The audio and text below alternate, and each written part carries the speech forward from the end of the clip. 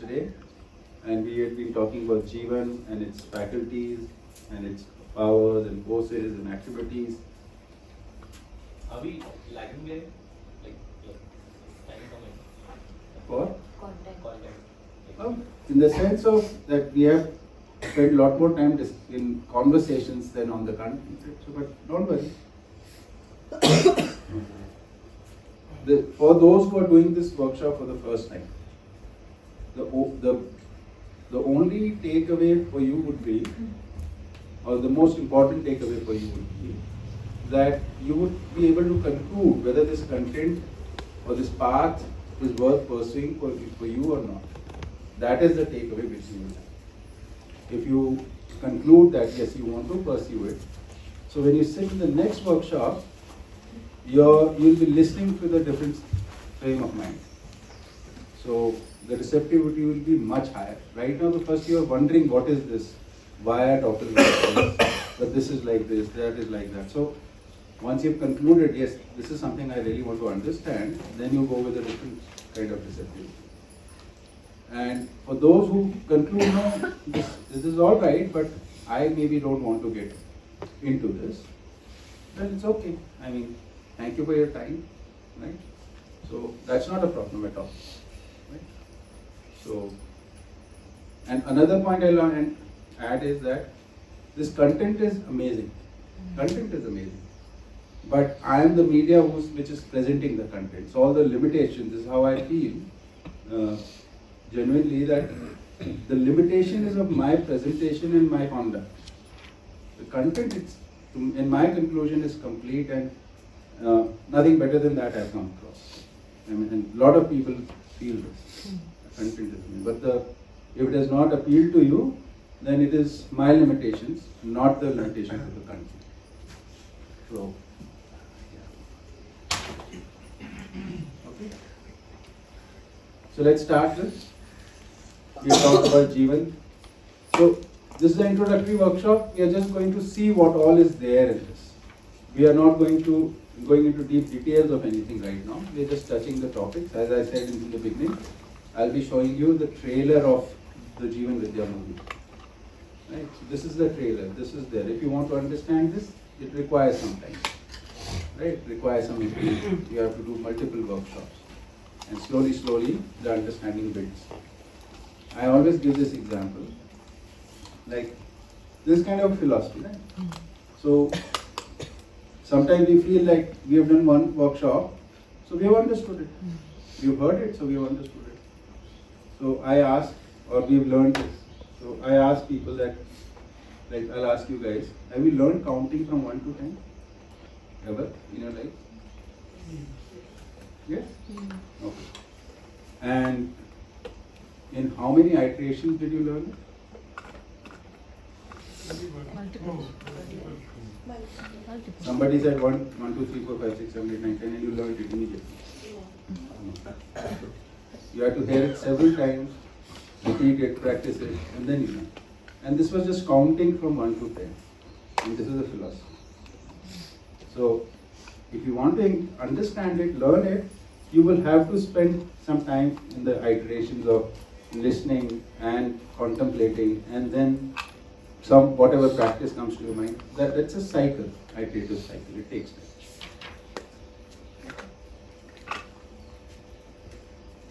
Okay. So we talked about Jeevan. This was all this talk that we were having in from the beginning. You came for the Jeevan Vidya workshop. Now we have defined what is Jeevan, right? So it has got some powers, it's got some forces, some activities. This is a mental faculty, right? Which is, or the conscious faculty. This is how the things which are happening in head can be described as. This is all that is taking place in our mind. And how we come to decisions, and what is our need, where do we feel our needs from. So hope, thought, desire, wisdom, authentication, right? We need to fulfill these.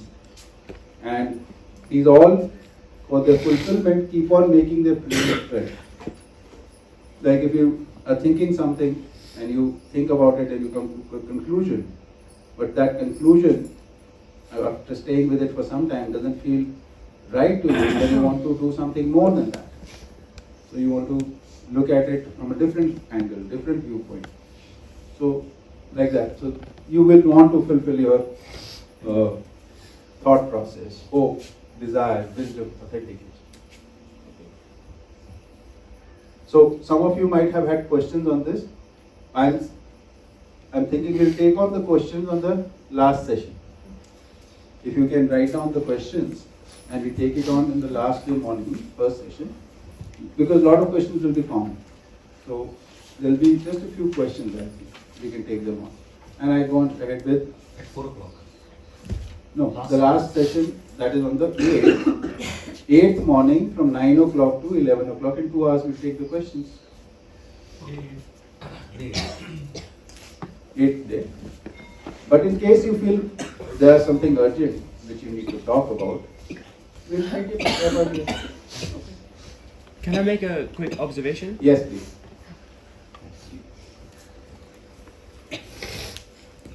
So,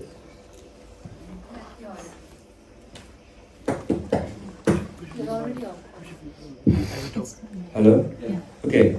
So, it's an example that I found from last night and as well as in my previous experiences that last night in Mafia, when we were all playing Mafia, my role as God is actually mainly to choose characters and then just refresh anyone who knows the rules and keep things in order. But I think during the voting, I am needed a little too much, I think, maybe. Because the thing is not that it's a problem for me, it's just that I noticed that when there's no higher authority saying, okay, be quiet, who wants to vote this, who wants to vote that, is that without me saying that, people go into chaos very quickly.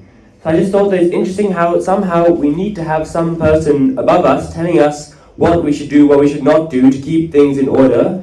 Such as when I'm in Oroville and we have football class, if one day the coach does not turn up, it's chaos in the football class. No one wants to learn, but everyone wants to learn in a better way. But somehow, when there's no higher authority there saying, okay, stand in line and play football properly, we are somehow unable to do it. And I just thought that it's an interesting observation how that happens. I'm not complaining at all. I love being God and everything. I'm just saying that it's an interesting observation how... Yes, it is.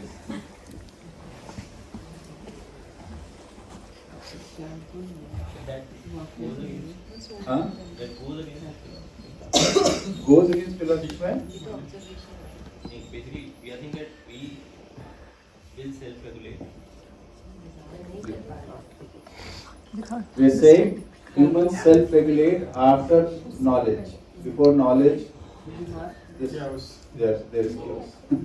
After JV, Well, if you understand JV and you get the knowledge out of it, yes. Just by attending the workshop, no.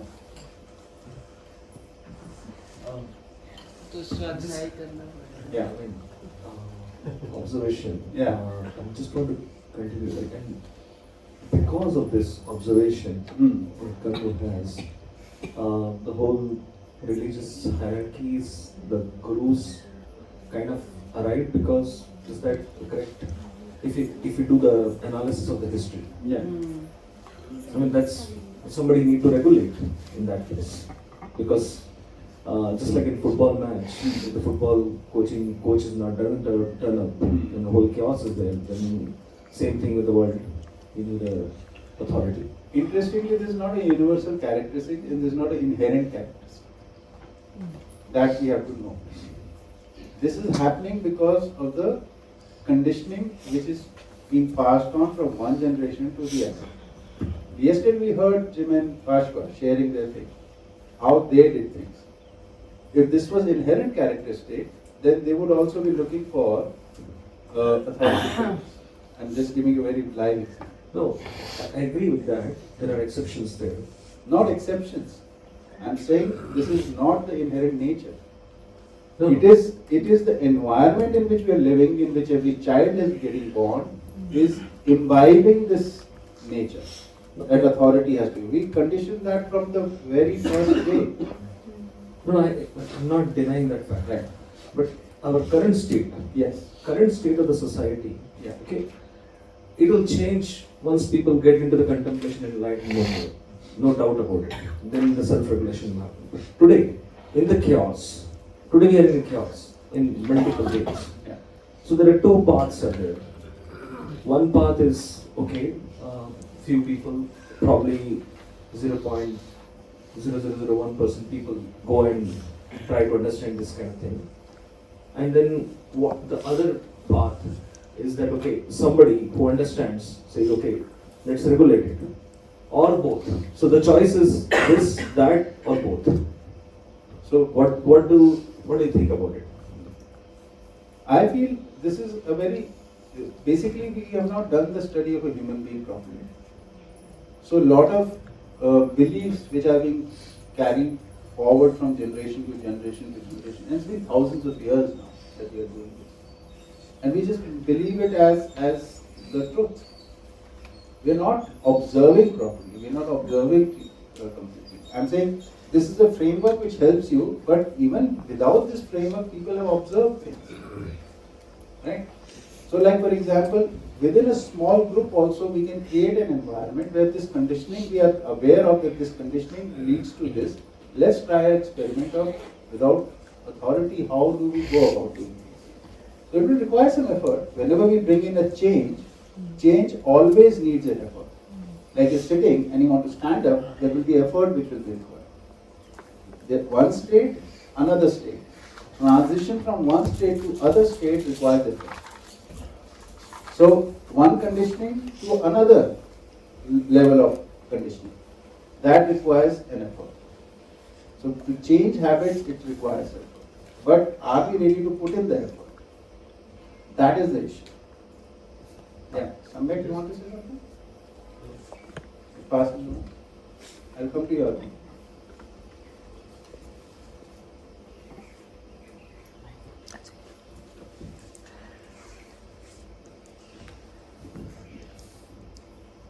Contemplation का वैसे क्या मतलब होता है? चिंतन.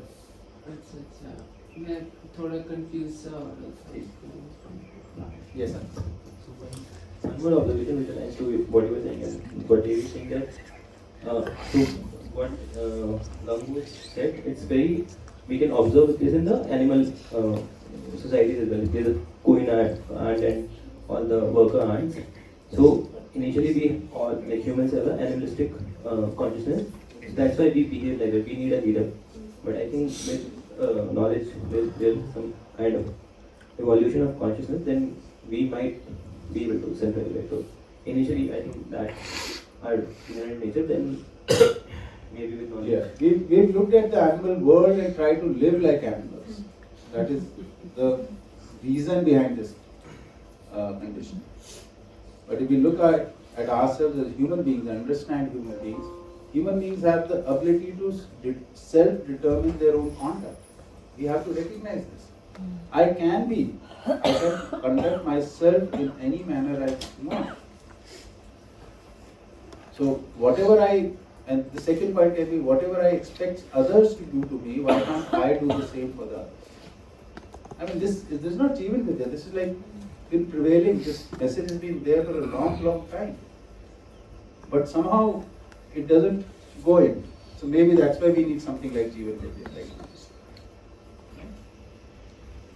So a lot of people have tried this and they have come to these conclusions. Human nature is not this, what we are right now doing. So my only comment on what you were saying was, and you were not saying this, but this can be understood from that statement, is maybe human inherent nature initially is to look for a leader. It is not so. It is not so. Can you explain a little bit more on the Atma part, the Anubhav, evidence and authentication? Right. So, Atma is the deepest seated faculty of the conscious, and its only function is realization. It's there to realize. So all of these have their specific functions. Like in our body, there's different organs, specific functions. So one function which say kidney is doing, the lungs will not do the function. It will do something else. So man has a specific function. Vritti has a specific function. Chit, buddhi, atma. And when we had mentioned these functions, what are they doing? The man is active to achieve happiness. It wants to be happy. Vritti is active to discover what is happiness. Chit is active to live in happiness. It wants to manifest happiness. The buddhi is active to understand what is happiness. And Atma is there to realize that. Man is there to live, To achieve, to be in the state of happiness. We do everything to be happy. This is a statement for the man. When we sing we, it is the man wants to be happy. in a state of happiness. Yes. In the hope of Hmm? hope of happiness. In hope of happiness. So this hope of happiness is to achieve happiness, right? So when we start contemplation and we start identifying purpose, right? So my purpose is this, relationships purpose is this, family's purpose is this, nature, material order has this purpose, biological order has this purpose, animal order has this purpose. All these purposes connect together, and these are all abstract things. Purpose is always abstract. But this abstract starts making interconnections with each other. All the purpose, you start seeing there is an arrangement, there is a sequence of things. There is a order which is apparent to us. So this order is what the enlightenment is all about. Once you start seeing this order, that's why I say what buddhi will understand is the natural laws, natural regulation, natural balance. These order and these three determine the order. Right? So enlightenment is basically the ability to see the order. But even this does not fulfill us. This does give us a very good state, but it is not the completion. It's not the fulfillment. Because the question, why is that order there? Why is it order? There. What is the causality of this order? So for this, one has to examine, which is the topic for our today's discussion, that what is the fundamental nature of existence? Like in materialism, they said the fundamental nature is, object is the substance is the matter, and its nature is to struggle. Right? And in that idealism, it was the fundamental thing is God and its divine will, which you can't understand. Right? So here the question is, there is order, so what is the causality? So we'll talk about what is the causality. So this Atma is able to see or recognize the Jeevan in that state, that fundamental state. So now it gets this realization of itself as a unit of the fundamental unit of the universe. It gives it the evidence. Oh, this is so. What gives the evidence? This realization of itself being in the state. When we talk about it, then again I'll remind you, this fundamental state of this space and matter, we'll talk about that a little later. I'll explain that. So it's able to see itself. And then it is also able to realize that everything is like this in this state. And therefore everything's tendency is to coexist. So everything falls into place with this. So that's the authentication. That is the authentication. That's what is the...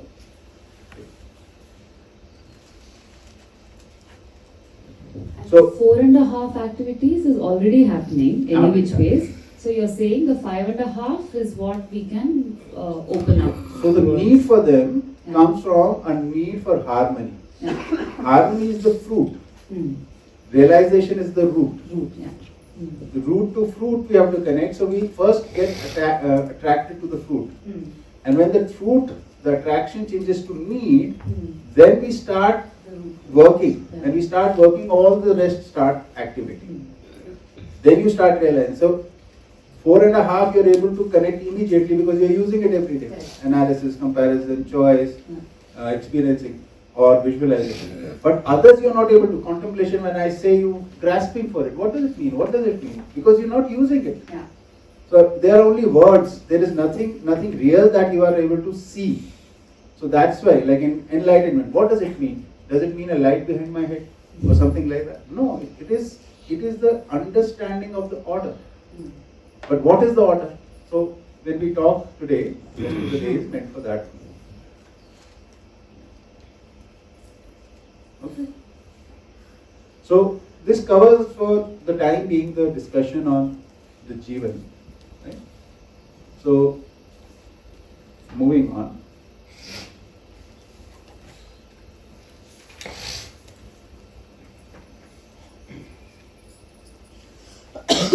So we had seen the 4 aspects of human living. So now, in reference to the Jeevan, you can see these 4 aspects. The spiritual aspect is the 5.5 activities. The intellectual aspect is the 4.5, which is needed for running the body, as well as needed for learning, needed for understanding, study of the coexistence. Okay? And along with the body, the behavior and the work.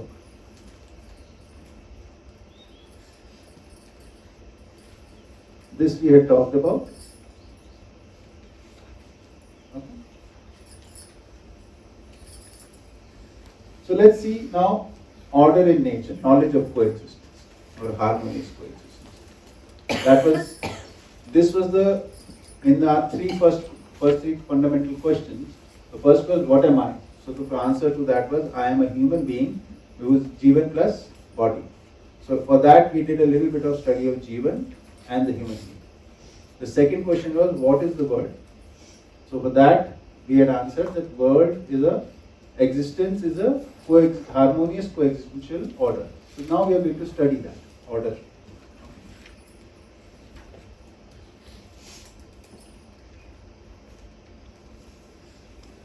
To study this, there is only one line we need to study actually. This is the essence of the whole thing which I am going to do the whole day. This is what one has to understand. It basically is, existence is a system or order. System and order I am using interchangeably here. In coexistence, existence is a system by coexistence. Existence is a system for coexistence. Okay. Here the word in is very important. By and for you will be able to understand. Right? But I'll explain all 3. So when we say in, like we are inside this room. Right? In basically means that you are immersed in something.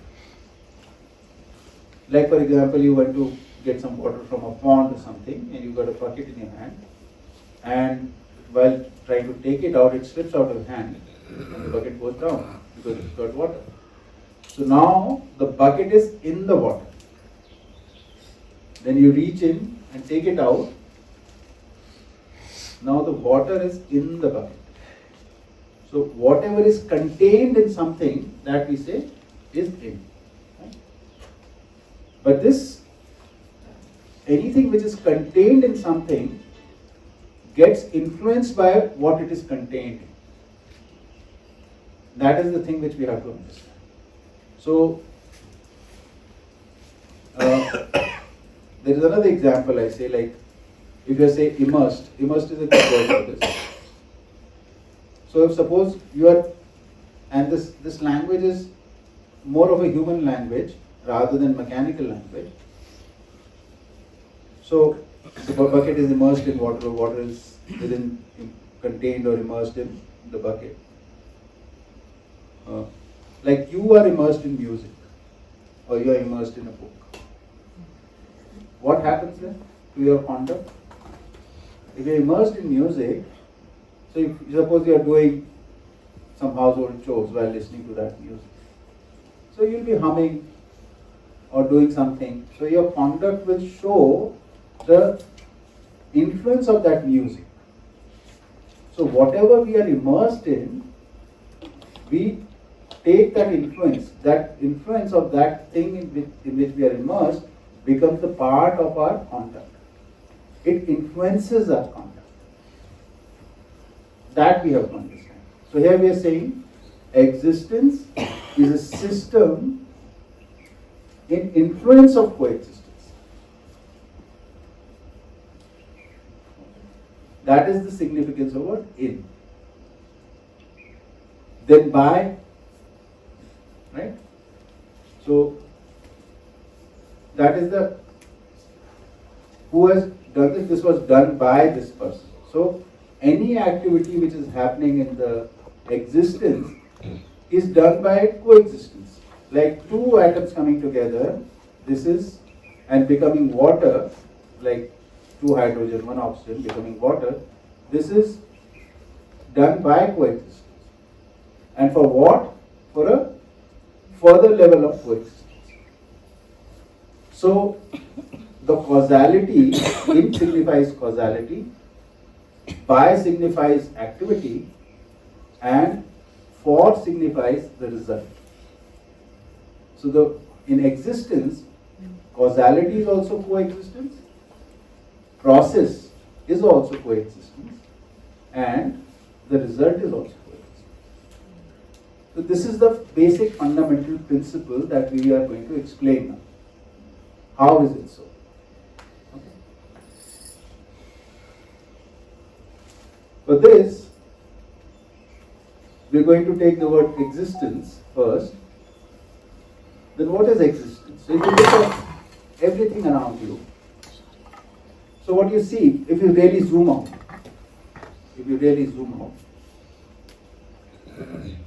then you see that there are units of matter. Right now we are seeing each other, so we are seeing some people sitting there. There are units of matter. Or we look at the forest, there are trees, plants, and things like that. So if you look towards the sky in the night, you'll see stars, right? These are units of matter. So everywhere you see units of matter. But as you see the units of matter, you also see the emptiness between those two units. In between the units of matter, there is space. Okay. Until now, somehow we have thought these units are something and this emptiness is nothing. That's the language. So first thing which we have to understand here is this emptiness of space is not nothing. It is also something. It is a substance. In this philosophy, we are saying space is also a substance. It is a different kind of substance than matter. Units are of matter and the space is a different substance. Okay. It is also a reality, matter is also a reality. And both coexist. And interestingly, if you were to imagine, try and imagine units of matter without space. Right? You soon realize you can't even imagine such a space. Where there is only matter and there is no space.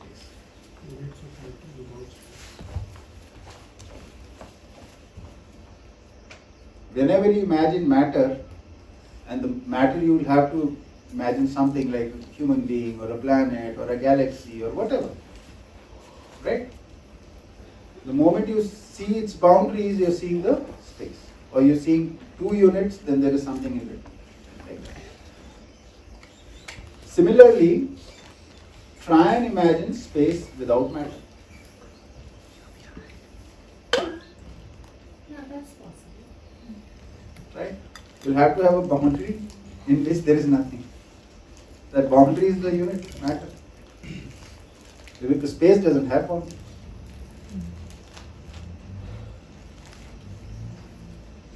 Maybe sky. So sky,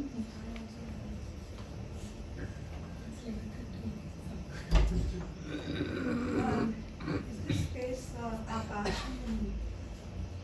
let's stick to the language here. The words won't help. If you understand this, it will really help. Then you'll be able to place. Akash is the name given to sky. I'm not talking about sky. I'm talking about this space between you and me. You're talking about Akash Tattva. But Akash Tattva is not defined. That is the problem. So if you try to study about these five tattva and then we define that Akash as space. It's the word which we use. It is, the definition is not there for Akash Tattva. That is the problem. Because its properties are not known. So that's what, let's not try and understand it from our previous knowledge, it will only confuse us. I'll try to explain it from scratch here. You'll be able to get it very easily, it's very simple. So we can only imagine both space and matter together. So what you imagine is coexistence. What you observe is coexistence. There is nothing else you can observe. Coexistence of space and matter. Why? Because because coexistence is the only thing which is there. Matter doesn't exist on its own, space doesn't exist. They both coexist.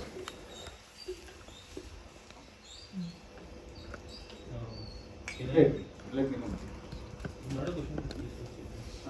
So basically, just to understand this, Use the mic. Just to understand it, for like to imagine space without matter is impossible because space can be defined as absence of matter. And in science, like Stephen Hawking termed this in So a this theory. will only mislead us. Let's leave the topic. Listen to what is being said here. Because what he was talking about is not the content here. I'm going to explain, I'm defining it. So I'm pointing out right now, without definition for the time being, that you are seeing units and the emptiness between the units we are calling space. The coexistence part is similar to that light and dark. It's in comparison. Like light is, you know what light is because you know what darkness is, and you know darkness what it is. It's something similar you're saying, right? No, see, darkness is absence of light. Space is absence of substance. No. That's what. That's how we've thought about it. Yeah.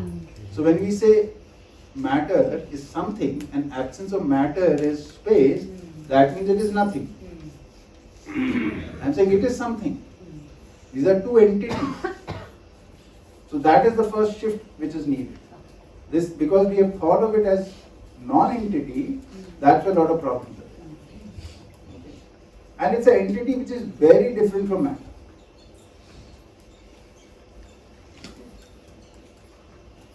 And we only observe the two. We don't observe any one of them or any third thing. These are the only two things. Their coexistence is what comes under observation or even imagination. The shift you are asking us to imagine is that till now we thought of space as absence of matter. So now, for the purpose of the discussion, we are saying, because I can observe right now there is a space between you and me. You're saying treat it as an entity. Yeah. And then we will define it. I'm saying recognize it as an entity. Yes. So, Take the mic. Pass the mic. so I am understanding it as a body also. There are different atoms, and we see in atoms there is a lot of space. Yeah. So there is a lot of space inside me also. Inside, outside, everywhere there is space. I'll come to that part. Space is a continuum which doesn't have parts. It can't be broken. Even matter cannot make two spaces. When we see this wall, the space is through and through this. Space permeates the matter. Right? It's like making a wall in water with cloth. The water permeates the cloud. No? There is can't do it. Yes. Can we do that thought experiment with Which one? the jar inside and out? No, I'm skipping that for the time. Okay. We can do that, but because we have short time, I will not do that right now. No. Can I ask the complete what I was Huh? No, Stephen Hawking. Then no, no. so I was trying to understand it from what you're saying, that just obviously I can be wrong, there's a different definition, but to understand space and matter, so like matter is defined as energy, something of See, that. again, you're bringing science in this. Please listen to what I'm saying here. Leave that out for the time being. We said science is based on materialism. They have their own fundamentals. That matter is the only reality. You won't be able to understand this from that. You have to leave that prior knowledge out for some time and listen to this afresh. Then only will you be able to connect to it. Otherwise, you won't be able to connect. If you try to fit into what you know, this will not make sense to you.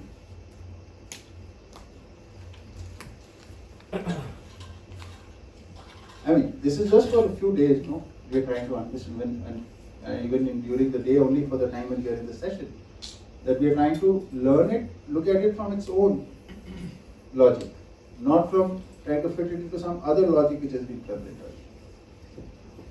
Okay. Just one question. Yeah. Matter,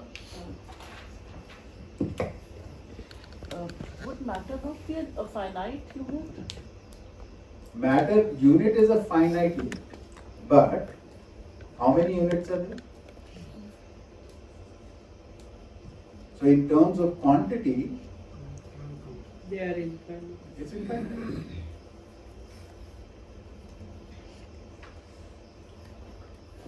Right?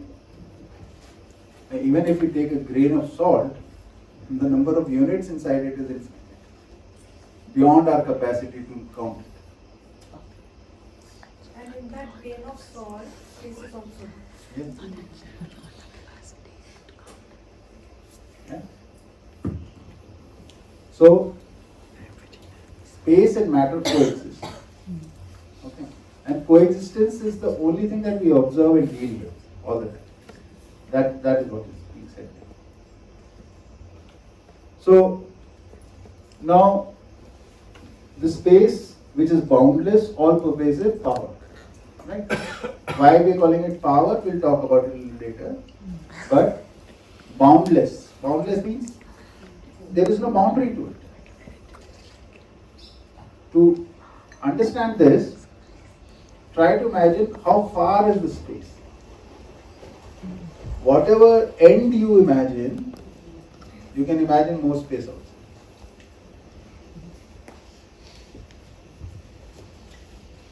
Whatever you think is the size of the universe, there can be more space outside. What is outside end of the universe? There is only space. There is no end of the universe, actually. There is just space and matter endlessly, everywhere. Okay. So it's boundless. And in this boundless space, there are units. And these units of matter, and we know matter, again we are saying that matter cannot be destroyed or created. Space cannot be destroyed or created. And they are not interchangeable. You can't convert matter into space and space into matter. These three things we have to do. So matter is always there. Space is also always there. And they don't convert into each other.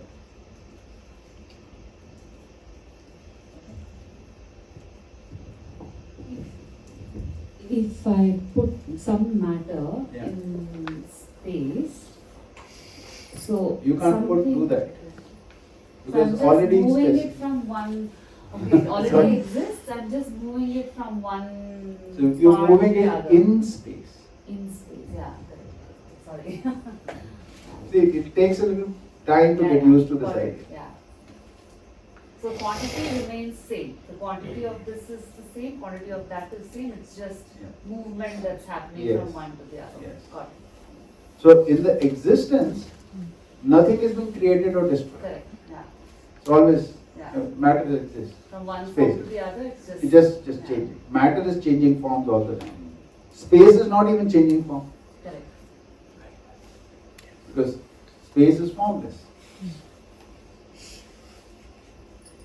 So it is a formless entity, space, and matter is a entity with form.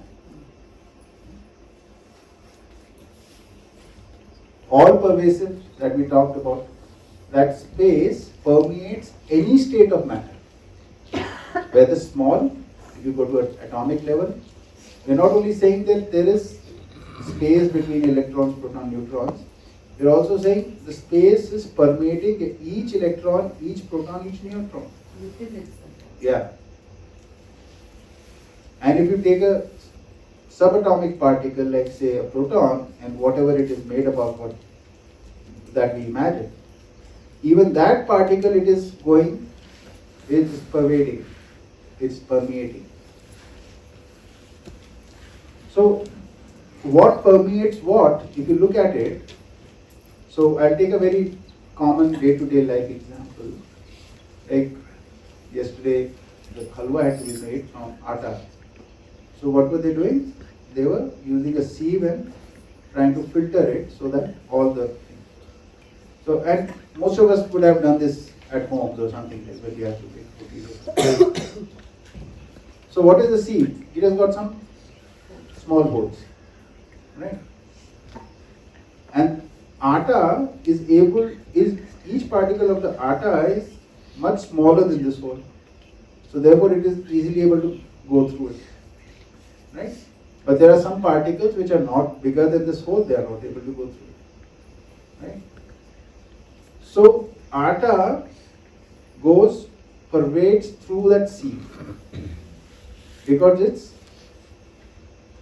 more subtle than the holes. Okay. So space is such a thing, it is so subtle that any smallest particle that you can even imagine, whether you imagine an atom or a subatomic particle or whatever fundamental particle of physics one can think of, whatever smallest size you can, it is still subtler than that, and it goes through that. So it is present everywhere. It's no state of matter is able to block it or have any impact on it. The quantity of space may differ. Like hardest material, if you take it. So the quantity of space inside of that matter can differ. Correct. Nothing differs. That also doesn't differ. Like let's say diamond for example, it's like a very whatever. So I'll just say this. If you have a piece of cloth and you put it in water, the water will be through it. Yeah. Now take that piece of cloth and tie it tightly into with a string. Make it a very small ball and put it in water. Water will still pervade. No, I'm talking about the material. Exactly. If you're talking only about So the cloth. distance between the particles you're reducing. Yeah. What I'm saying is, space is when you see space, you see it in between the particles, right? Here we are assuming that there is no space in the particles, Yeah. right? So just let's do an analogy, like this white background is space, and the letters on top of it is all matter. Yeah.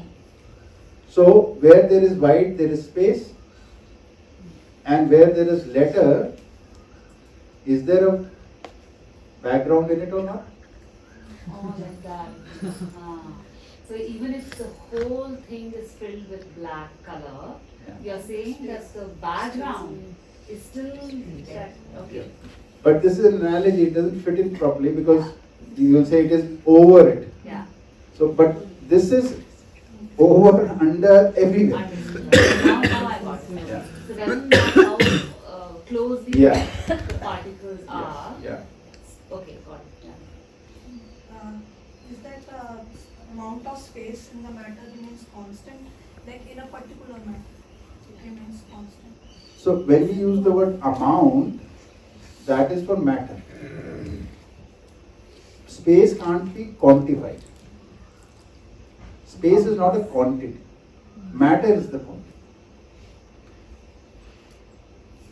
Because it is everywhere. It is like you have a big source of light and you have many glass objects.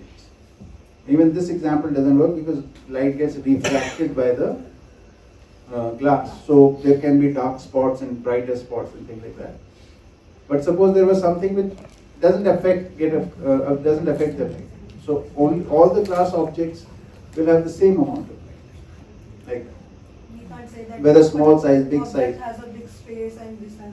No, nothing like that. So the word omnipresent really covers this perfectly. Yes. then.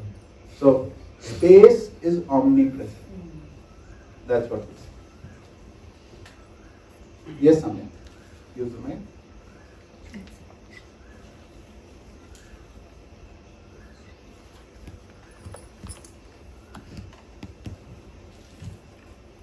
What's the difference between existence and coexistence? Right. Good question. So I'll answer this when I come to coexistence part. So right now I'm saying what exists. So I'm saying space exists and matter in space exists. So there are two things which exist. Space exists and Matter in space. Space. Right? And this statement matter in space, this we are calling coexistence. Space is existence and matter in space is coexistence. Yes. Space is also existence, matter is also existence. But you can't observe or understand them separately. Because they are not separate. That's the reality. So you can understand them in togetherness or in coexistence. Okay.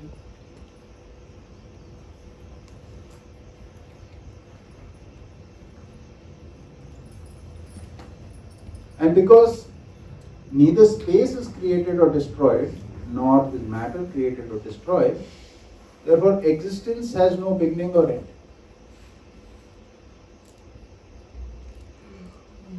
Both materialism as well as idealism have imagined a beginning, and sometimes they also project an end. Anything which begins will end, that's what we do. But in terms of existence, that is, there was no time when nothing existed. And there will be no time when nothing will exist. So what existed yesterday? Space and matter. What exists today? Space and matter. What will exist tomorrow? Space and matter. And this is true for all moments. Always. Doesn't change. You can extrapolate to any length.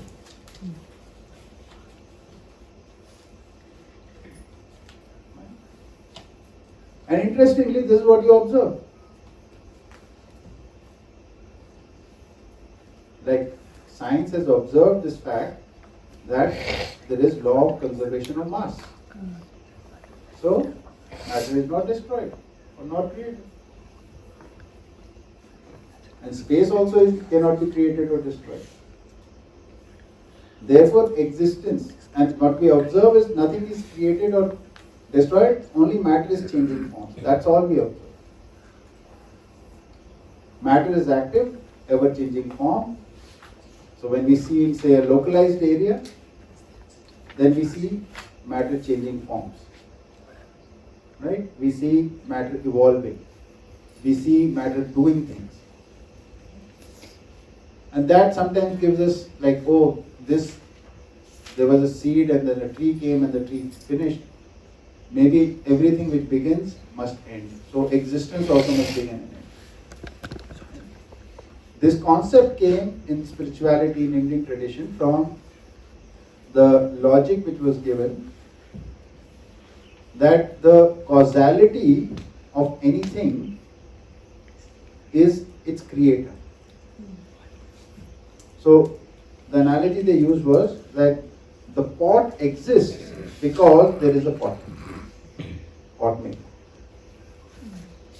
So creation exists because there is a creator. This was the logic they used.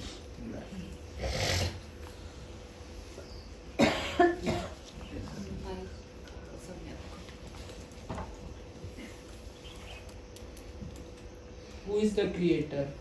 We're coming to that. Good. I'm coming to that. Listen to the full story first. Okay. So, who is the creator? There is nothing like a creator. That's what we are saying. But I'll just give an argument to that.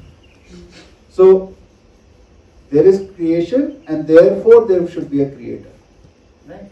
So all this which is there, they call it creation, and therefore there should be a creator.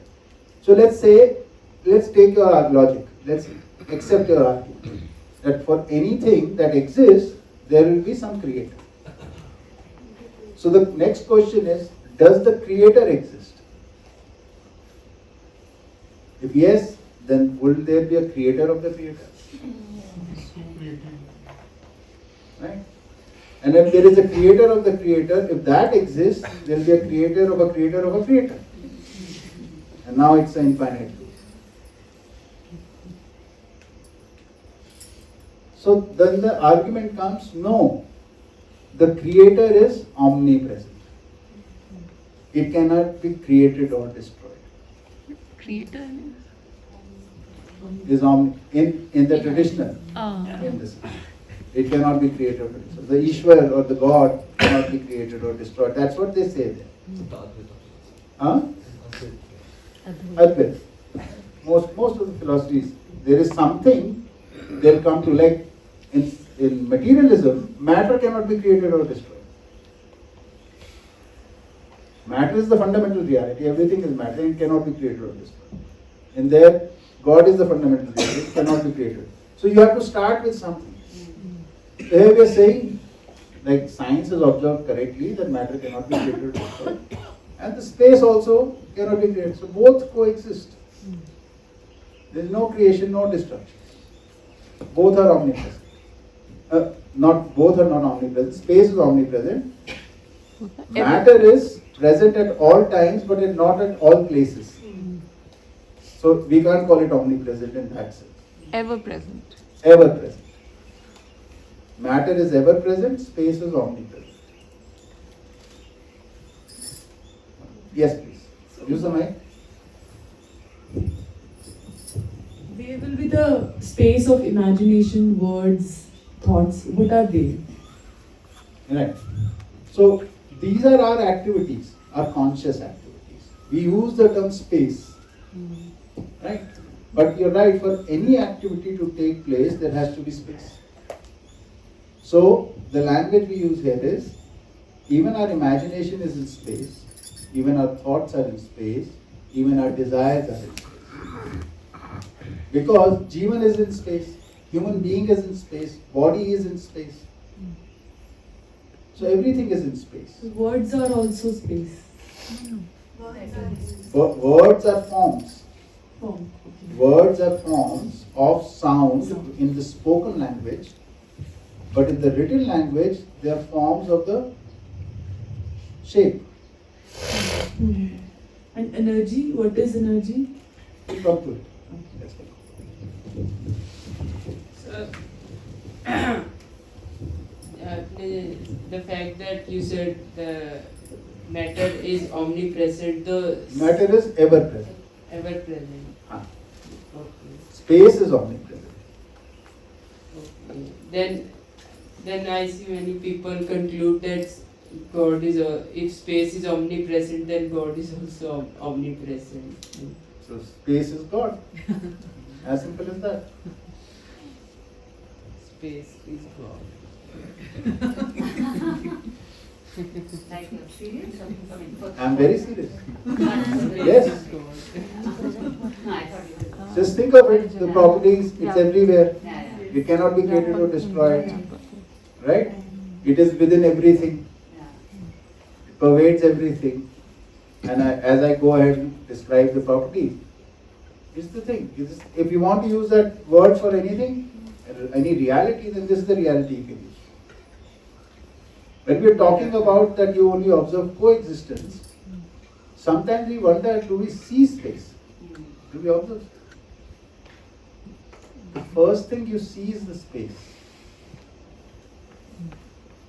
Actually, you see the boundaries of things. So space and matter together. For example, can you see this? Right? Yes. Can you see it now? No. Because you can't see its boundary. You can't see it with space. With eyes have a limitation, but you can understand it is still there. Because with the conscious, we can see its boundaries and how it's limited and things like that. So our conscious has a much greater power of observation compared to our senses. Senses have a limit.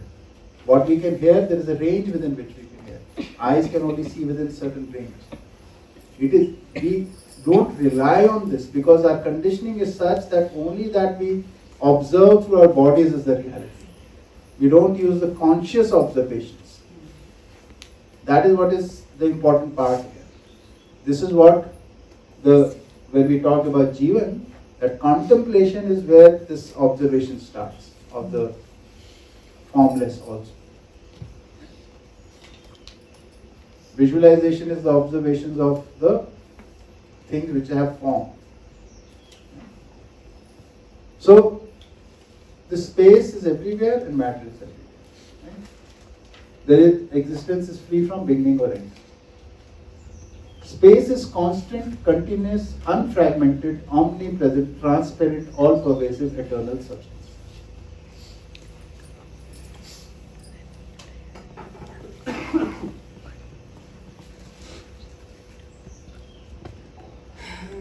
What do we mean by constant? That means that there is no variation in it, there is no change in it, there is no density in it. For anything to have a different density, it needs to be made up of particles. Density, so there is, when it is packed tightly, then we say it is more dense, and when it is packed loosely, then we say it's less dense. But space has got no particles. That's what we mean by continuous. So it is non-changing, unchanging, and continuous. And continuous and unfragmented. It's not in packets. Because packets again will make it bounded. Omnipresent, it's everywhere. With all the three, it becomes omnipresent. Transparent, because a unit and the other unit are able to recognize each other in space, therefore space is transparent. And this transparency is not only the transparency of eyes. That is like glass is basically transparent in terms of our visual side, right? But space is transparent in terms of qualities also. It doesn't obstruct any quality from traveling from one unit to the other, or the influence of one unit to the other. It doesn't obstruct that. So it is transparent to the quality also. It also is transparent to the nature. Every unit has its own nature. This gets communicated to the other unit. Therefore, it's transparent to nature also. Right? Nature, the Hindi word is Svabhav in this context. So that also gets communicated. All pervasive, I have also already said. Eternal also, it is always there. It has no beginning, no end, so therefore it is eternal. Matter is eternal, indestructible, innumerable units, active. So the defining quality of matter is that it is active. It is always doing something. You will not find matter which is not doing anything. It will be moving, it will be changing, it will be evolving. All this will be taking place. should we be putting the word substance when we are defining space? Yes. Look up definition of substance.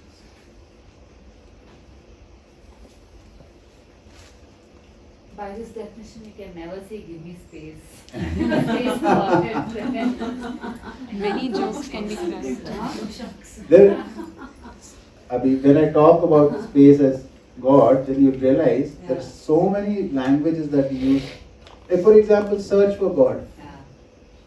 For something in which we are immersed, something which surrounds it, something that we see before we see the unit. So it is the most available thing to us, and we are searching for it. We say, give me my space. Give me my space.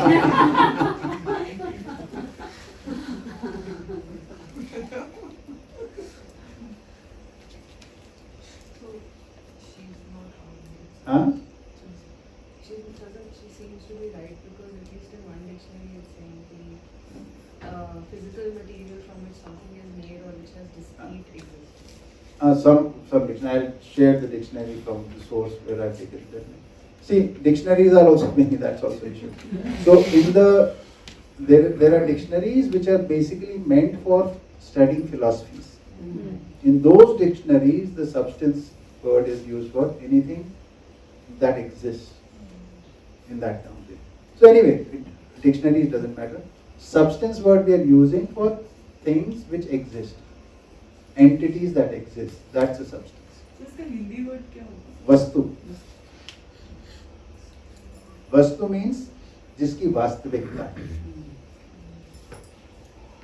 I just want one clarification. So when you're talking of space, the way I've understood is that, for example, if you look at the table, which is a matter, and there's space in front, on top and bottom, and also within. Yeah. So it's through and through. Yes. Everywhere. Yes.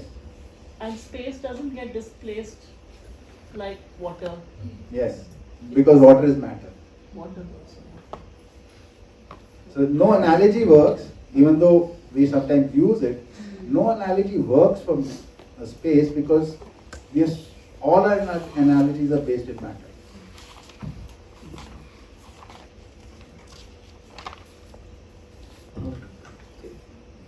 All our observations are on matter.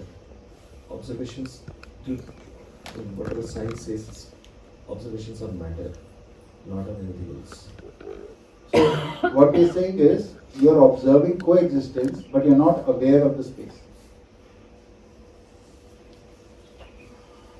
For example, there is a unit called Earth, and there is a unit called Sun. Okay. And they're together. I'll show you, maybe it's time to show that animation.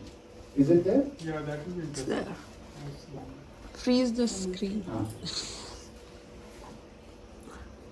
We usually think the sun is stationary and the planets are moving around. Maybe that's better for after explaining coexistence. It's okay. In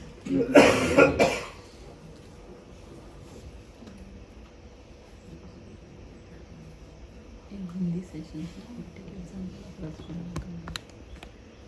Rasgula कैसे डूबी डूबा हीरा भीगा है इसमें. We'll explain like instead of Rasgula is It's not this. and liquid is space. So this is dip surrounded and soaked in it. Totally soaked. कुछ भी particles are नहीं है space नहीं. I like that example.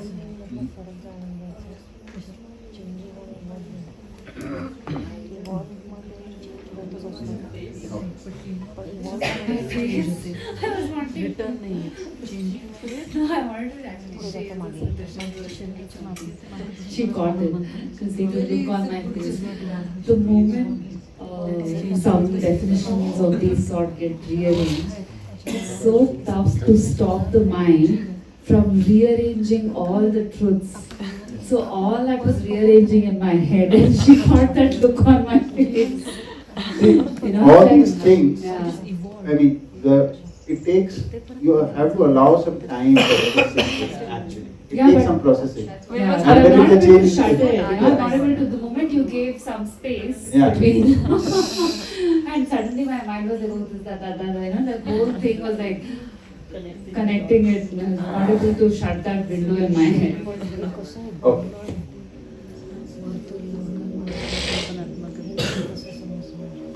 You can ignore those words. That was good on example for that.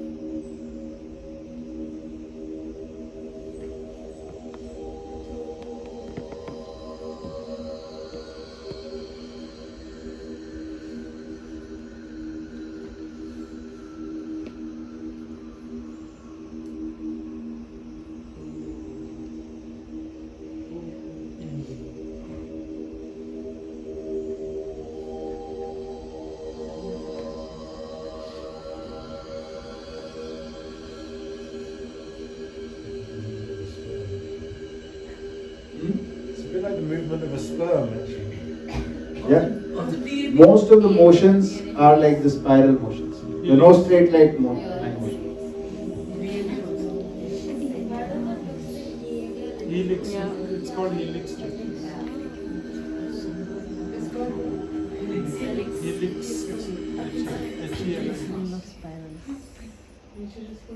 Spiral. That continues. So, those lines which you are seeing don't exist. That's just to help you visualize. So, don't see the lines this time.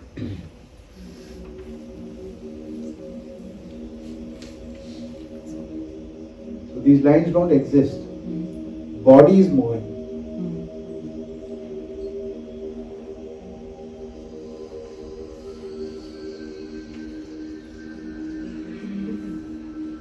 And the sun goes around the galaxy, center of galaxy. Sun is not stationary in one place.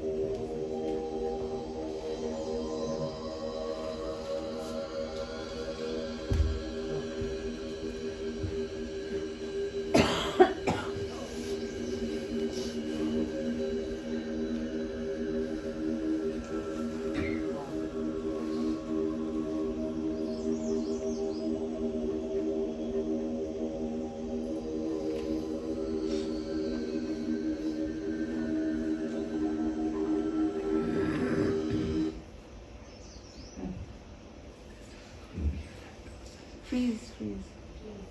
No, nothing secret. Spoilers, not secrets. Spoilers. Okay, so why I was showing this animation was because there now you see that there is a big body which is moving and there are other bodies which are moving around. Right? One thing is moving, others are moving along. They're co-travelers. They coexist. They coexist because they have a relationship with each other. Right? So what is the basis of this relationship?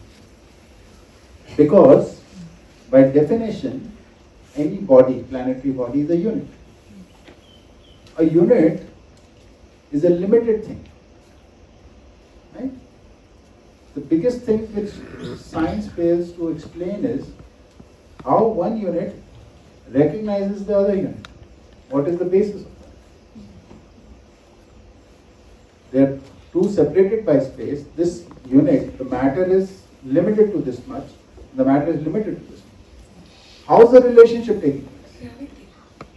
Huh? Gravity. So what is gravity? It's the effect matter makes in space. So what is effect? It's weighing down.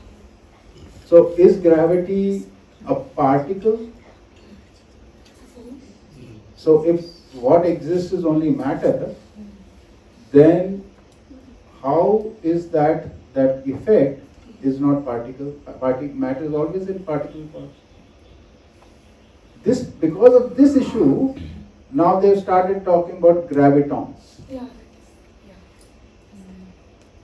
Graviton as a particle. Gravitational waves also are there. Like how light So they've started talking about gravity not as an effect, as a particle. it's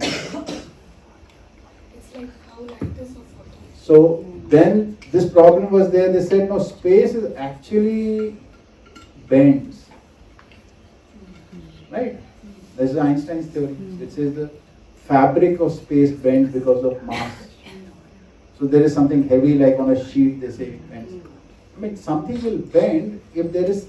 So if you have a sheet, right, and you put a ball in it, it will sink like this, right? But this is happening because there is nothing between. There is empty space below the sheet. So where there is space, if there is matter, where is it going? There is space below also. So bending is not possible for space. Yeah. Just think about it. So what is these concepts are coming about because if we limit our reality only to matter, we cannot explain day-to-day phenomena. I'm not talking about very complicated things. How does one unit recognize the other unit?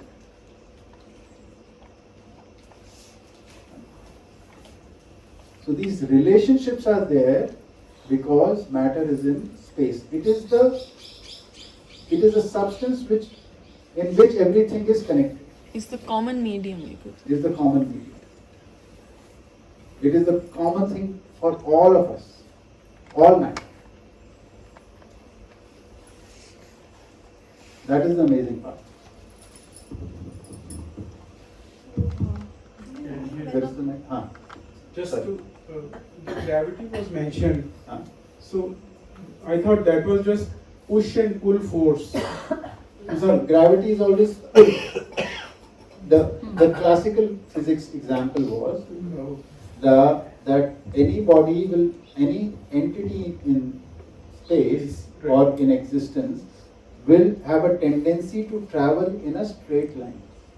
Right. Okay. And when some other influence comes in, like gravity of sun, then it will get attracted to it. Right. But its momentum is pulling it out. They both get balanced and therefore it keeps on going in circles. That is the classical physics theory. But even in school I was able to ask this question was that, and this was not in relation to sun or anything, it was in relation to the Newton's first law of motion. That any body will keep on in the state of uniform motion unless until any external force. So I asked my teacher at that time also, give me an example of straight line motion first. Your premise is based on this thing. You based that example. So there should be at least one example of straight line motion. Newton first law didn't say straight line. He did. It says uniform motion. Uniform motion. Acceleration. What is uniform motion? If the direction changes, it's non-uniform. Uniform.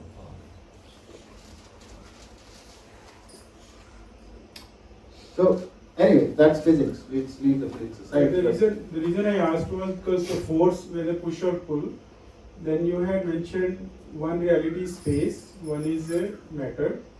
So the force would be neither of these, or maybe we'll come back to. We've not talked about force here yet. Right. So that we talked about in the advanced workshops. So what are the various forces, how they manifest, where do they come from? Because any field, they talk about gravitational field. Now field is a continuous thing. How can matter be capable of generating a field which is continuous? Because matter itself is discrete. It is discrete. How can discrete things generate continuous things? That's not possible. Not by any mathematical equation you can do that. Theoretically also. Yes, ma'am. How do you visualize? It's not on. No, it's. How do you visualize the video that you showed, space, matter, especially the spiral movement in human and human nature relationships? So our relationships, again, like when who was saying, Prachi had mentioned, no? This thing about my relationship with my mother and my friend. So I asked, how is it any different? She said, that is a relationship I'm born into, and my friend's relationship is I've chosen. Actually, all relationships in humans are an acceptance of the person. I accept you as mine, this is what is called relationship. And this acceptance is a conscious activity. So in my conscious, I think of you as mine, that is a relationship. So some I consider as mine and some I don't consider as mine. That's how we do it today. Here we are saying there is a relationship with everyone. But we live in relationship with a few. Relationship exists with everyone. But we can only live with a few. 10, 15 people at the most. So that's why the spiral movement symbolizing the relationship with everyone, but That's see, if we try to take the example of the physical world to the conscious world, it doesn't work. So, but the examples of conscious, because conscious is more evolved than the physical world. So that, just like trying to understand human beings on basis of animals will not work. But you can understand human beings and understand animals on basis of that. Because in the higher, the qualities of the lower are also there, but they have something extra which makes them higher. So you can't understand a more evolved thing on the basis of less evolved. but we can do the reverse. Yes. So since you and I can relate to relationship, therefore I can use the word when I'm giving examples and you readily accept that earth and sun have a relationship. Because they're together. Because we in our real life are together with people, our momentum is together in living. So we say this is a relationship and their momentum is together.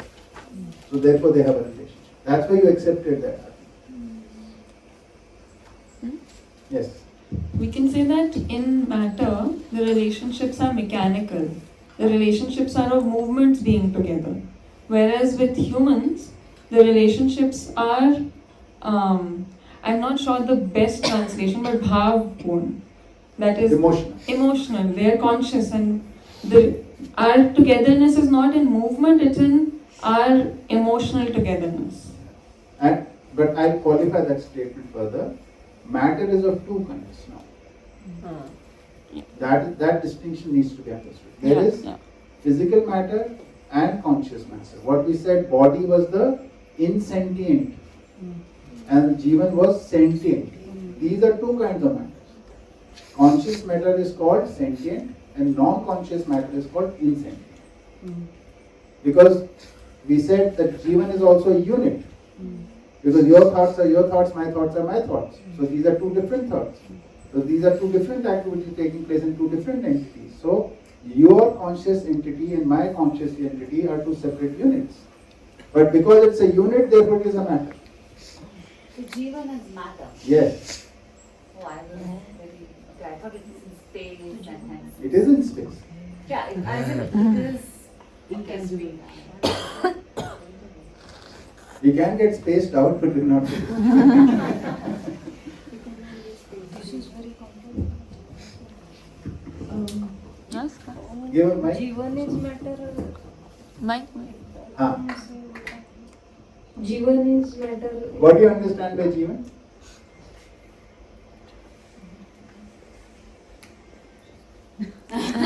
What I've said in the class. What are we talking about? Jeevan Vidya, right? In Jeevan Vidya, Jeevan is a specific thing.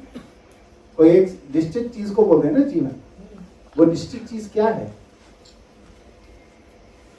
मानव के चैतन्य पक्ष, the conscious aspect of the human being is being named Jeevan. So that conscious aspect that we have, it's actually a unit. वो एक इकाई क्यों है? क्योंकि आपका चैतन्य पक्ष में आप सोच विचार करते हैं. You think, you understand, you feel, and I also do it. But we are doing it. I'm doing something else. You're doing something else. You're doing it on a different topic. I'm doing it on a different topic. So we are two different things, consciously, right? Because we are two, therefore we are in form of a unit. You are one unit. I am one unit. And here we are giving the definition: anything which is in form of units is matter. But its qualities are conscious. So we are calling it conscious matter. So Jeevan is conscious matter. Like that.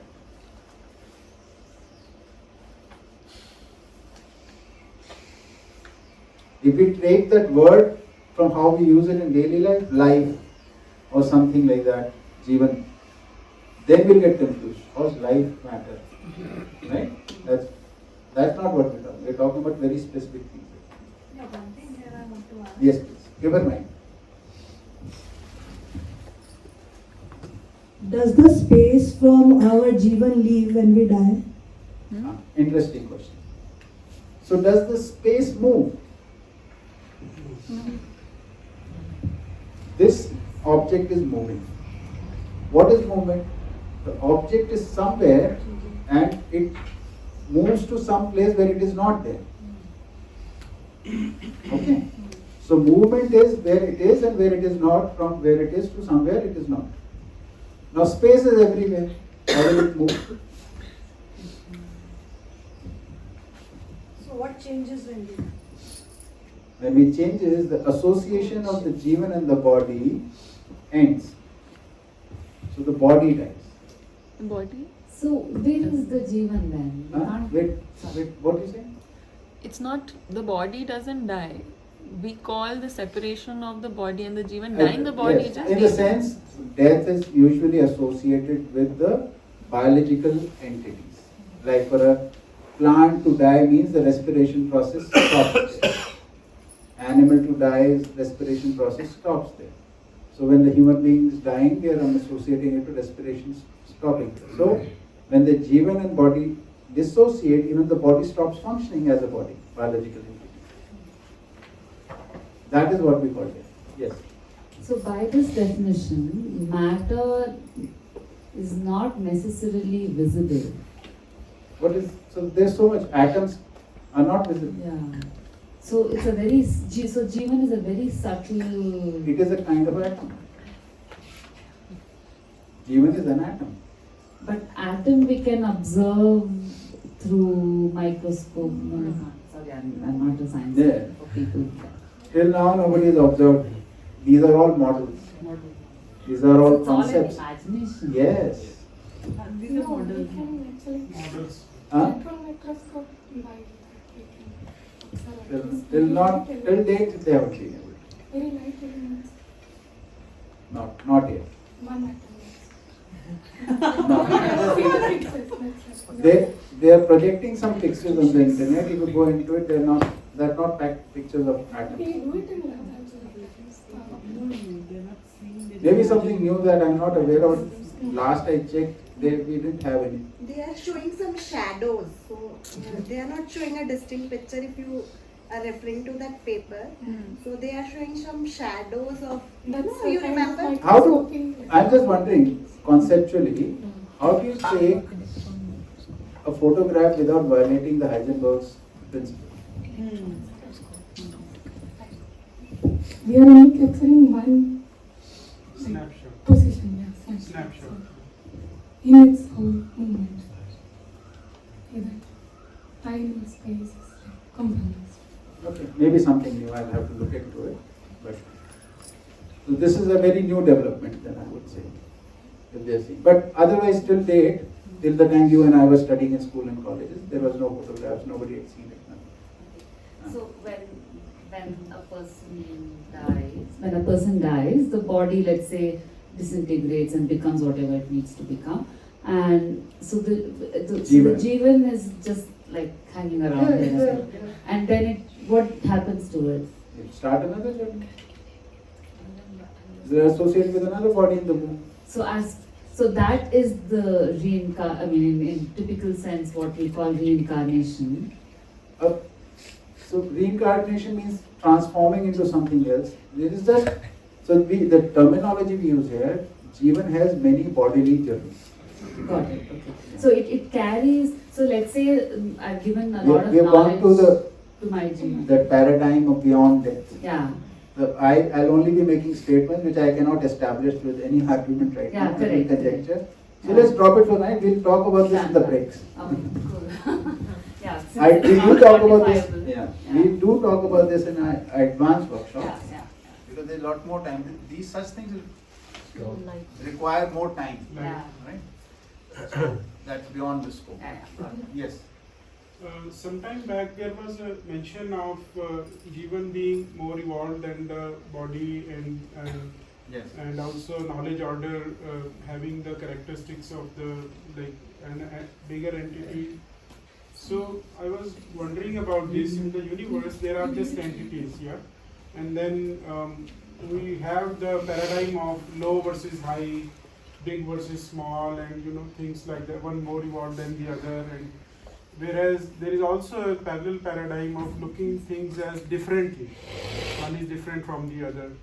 So on what basis do we say that one is more evolved than the other? I do understand that in concept of Jeevan versus body, of course Jeevan is more advanced. And we also say that it's an atom, whereas body is biological, physical. And also the different orders. There is definitely, we see characteristics of the lower order being present in the higher order. But again, these are classifications that humankind has kind of now established based on some characteristics. I'm just trying to understand how do we determine one entity is more evolved than the other. Yeah. So it is on basis of the qualities that entity expresses, exhibits. Okay. So for example, the physical matter and conscious matter. So physical matters, all its influence is it deals with only here and now. Correct. Right? Whereas conscious matter deals with things much beyond its limits. That's a higher quality. So physical matter is limited, and this is like its scope is so vast. Using this analogy or using this premise, would we say then the space is more evolved than the matter, or there is no way? Because when we are saying more evolved, that means we are talking about something which is evolving. Evolving means change. Right. The space is not evolving. Oh, it's constant. Constant. Yeah. The stage of evolution is not. The stages of evolution concept does not apply at all to the space. It applies to matter in space. And that explains the role of human beings for that matter, because if the matter's evolution is what kind of brings a new like if that is just plain thing, it's something that's more evolved, and it adds more color, it adds more. Now I understand the role part of it. So matter keeps on changing. Matter keeps on changing. Dishra, you wanted to say something? I think there another criteria for more and less evolved is that the more evolved will subsume the qualities of the less evolved. But the qualities of space and matter are completely distinct. It's not that any one subsumes the qualities of the other. They're just completely distinct. In the context of Jeevan and body, it does make sense because we are saying Jeevan is not space-like, or Jeevan is also an atom, which is a unit, and body is also a unit. So that's why the concept of this evolution, one more evolved or lesser evolved, does apply to Jeevan and body. Yes. And obviously it does apply to all the conscious matter things, or like plants and knowledge order, or plants and bio order. Yes, please. So, as Jeevan is an atom, so therefore it's matter, it's obviously indestructible also. Yes. Yes, it is. I mean, so just making the sense of it can't go anywhere, right? Now, this is the response to question which we'd asked at that time, why are you calling it immortal? So, if you look at physical atoms, they also are immortal in the sense of that the matter in it never gets destroyed. It keeps changing form. But physical atoms change form after, say, lakhs of years, crores of years, or things like that. But they do change. Here, the conscious atom that we are calling atom, its configuration is such, and when we say a physical atom changes form, is basically its configuration changes. The number of particles within it either increases or decreases. That is what a change in form is. Like maybe hydrogen will become helium. So that's a change. Or a uranium will become lighter, say lead, it becomes lead or something. It breaks up into two. So that is the change we're talking about. But the configuration of the conscious atom is a perfect configuration which never changes. Once, Jeevan cannot become something else. yes, Yeah. that's why we're calling, because it never changes. Matter as it is never going to be destroyed in any way. Now it is not even changing its structural form. So therefore we're calling it immortal. That is the immortality, nothing mysterious about it. It's an electronic configuration of a unit of matter which is permanent. It has evolved into this. In fact, in the common parlance, we keep hearing this statement that change is permanent. Have you heard this? Yes. Here we say all change is for permanence. All change is for stability. All natural changes, existential changes, nature is promoting stability, permanence. I'll give you a very simple example. So, I hope this doesn't break. So, this is one state. Okay. It will come. Hello. Yeah. So, this is one state. There is some stability in this. This is another state. There is some stability in this. Which is more stable? First state or second state? Second one. Second. So here we are saying, which is in contrast to what entropy is saying. Here we are saying all changes are for more stability. Therefore the orderliness. So degree of disorderliness will not increase. We'll say the matter is there, it will evolve into more orderliness. Only causality for disorderliness is the ignorant human being in nature. Nothing else. When I say that, there is some music in the background. Must be some profound speech. Okay.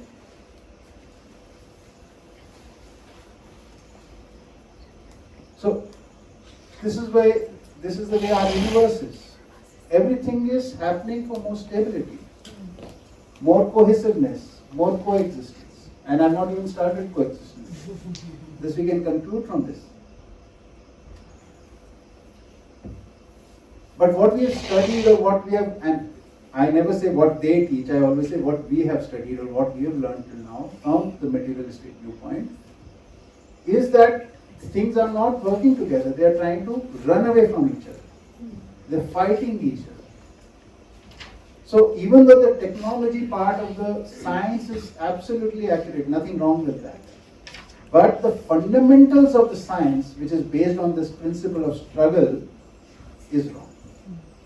So the knowledge part is wrong, but technology part, because that's how they're rearranging things which are the properties they understand. So we rearrange those in the kind of technology. The how and the why. Yeah. So the why is wrong, but how is correct. Okay, let's have tea and come back. 11, 20, okay. Evaluate, because for self-improvement you need the ability to evaluate. For learning, you need the ability to evaluate. That's why you'll say this is better than this. So only in the conscious unit, the evolution is learning.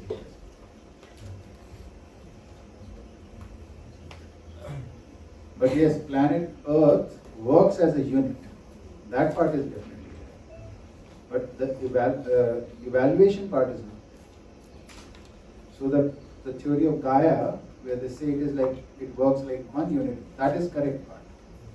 But it is learning and self-improving, that part I will not be able to. Theory of evolution में अभी आप पहले बात पूरी हो जाए ना फिर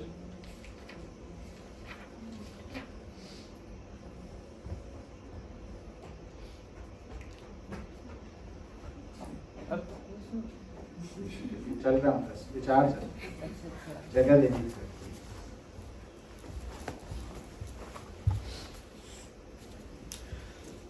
And it seems like a tautology almost, that it's so obvious that obviously for us to evolve, we have to learn. Yes. But it's like, you can learn nonsense or you can learn the truth. Right? So learning, so defining, the definition of learning is for self-improvement, and learning nonsense doesn't make, is not learning. I mean, we can teach nonsense. If, again, teaching is about improving the other, then it is not teaching. But as it's practiced. Yeah, so we are doing some exercise where we are influencing it. Influences can be positive and negative. But learning and teaching will always be for evolution, for self-improvement.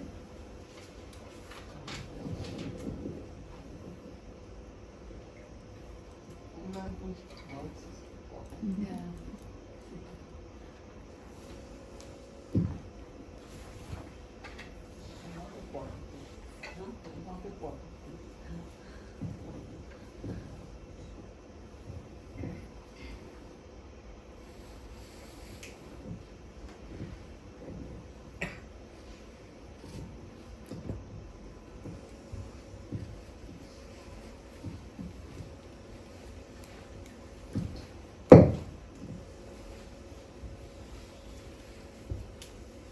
हाँ बताओ theory of evolution में सच्चाई कितनी है जितनी तुम्हें समझ में आई है तुमने समझा थ्योरी ऑफ एवोल्यूशन हाँ थोड़ा बहुत पता है कि तो सच्चाई कुछ ऐसी चीज नहीं है जो दूसरा हमें पता है सच्चाई क्या होगी सच्चाई जो हम चीज हम समझ पाते हैं वो सच्चाई जो हम नहीं समझ पाए वो भी सच्चाई नहीं है तो जब तक हमने समझने में नहीं लगाया समय तब तक हमें सच्चाई का नहीं पता तब तक वो हमारा मत है हमारी ओपिनियन सच्चाई नहीं है ठीक है ना तो आप मुझसे मेरा मत पूछ रहे हो कि आपको क्या लगता है कि एवोल्यूशन थ्योरी जो स्कूल में पढ़ाते हैं वो सच्चाई है कि नहीं है ऐसा मेरे ओपिनियन क्या है आप ये पूछ रहे हो ना तो उसमें मैं यही बोलूंगा कि उसके अंदर काफी सारी बात सच्ची है और कुछ बात छूटी हुई जैसे मानव परंपरा में जितनी भी चीजें उन सबके साथ यही है कोई भी बात सारी गलत नहीं है और कोई भी बात सारी ठीक नहीं है तो हमारा काम क्या हो जाता है उसको अच्छे से ध्यान से समझना और उसमें जो कमी है अच्छी बात है उसको बनाए रखना और जो कमी है उसको पूरा करना अभी हम क्या करते हैं उसको बोल देते हैं सच्ची बात अच्छी बात गलत बात झूठी बात करते उसको अलग कर देते उसके बारे में जानना ही नहीं चाहते मैं बोल दूं कि एवोल्यूशन गलत है तो आप उसको बोलोगे ठीक है तो पढ़ना नहीं चाहिए तो समझना नहीं चाहिए और उसमें कुछ अच्छी बातें हैं जो हमें समझनी चाहिए इसलिए चीजों को सही गलत अच्छे बुरे सच झूठ की जगह पूरा है कि अधूरा है, इस रूप में देखना शुरू करें। तो अभी अधूरा है पर उसमें कुछ बातें तो अच्छी, ठीक है। डायनासोर्स की बात करते हैं। हाँ, हमने की क्लास में डायनासोर किया, तुम थे तब? नहीं, उस वक्त नदी पे गए हुए थे। उसकी रिकॉर्डिंग देखी। उसकी रिकॉर्डिंग देखना, ठीक है। आगे बढ़ाएं बात या कुछ और है?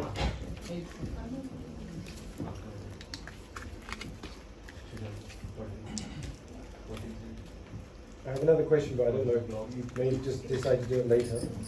Sure. Can I just ask you?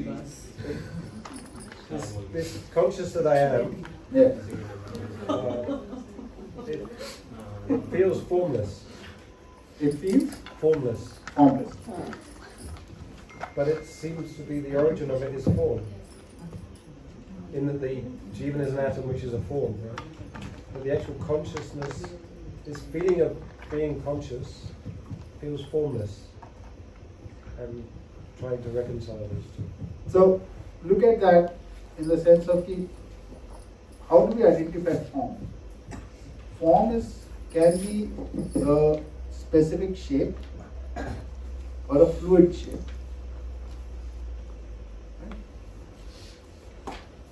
But whether it is specific or fluid, it will be bounded or limited.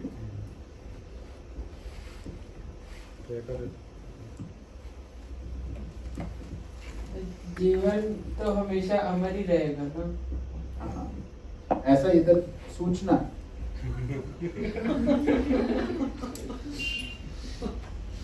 मतलब सूचना मतलब इंफॉर्मेशन है। अब ये सच्चाई है झूठे है तो तुम्हें पहचानना पड़ेगा, समझ। इधर बताया मैं इधर ये भी बोल सकता है जीवन अमर नहीं होगा। तो तुम्हारा काम केवल मानना नहीं है जो मैंने बोला है, उसको समझना है। समझ में आता है तो सच है, नहीं समझ में आता तो नहीं है सच। वैसे है क्या?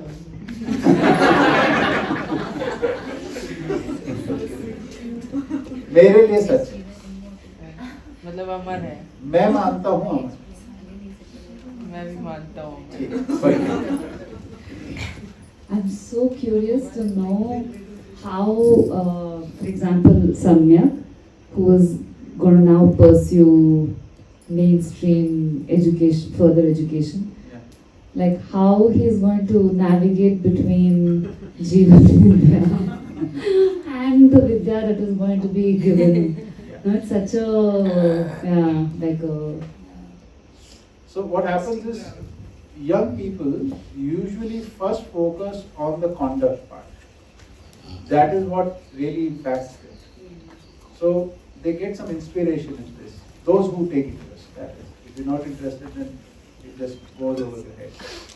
Those take interest, young people usually look at the conduct part and the relationship part and things like that. So they try in those areas. The philosophical parts, if and when the need arises, then they start engaging. Not the philosophical part. Yeah. I'm talking about the physics. Yeah, this is philosophy only. Okay. Philosophy, science is a part of philosophy. Okay. Philosophy is the mother subject. Everywhere. Okay, got understood. Yeah, when we say philosophy in mainstream, you think of, you separate it from that. The highest degree, what is it called? What is the full form? PhD. Postdoc. PhD. Yeah.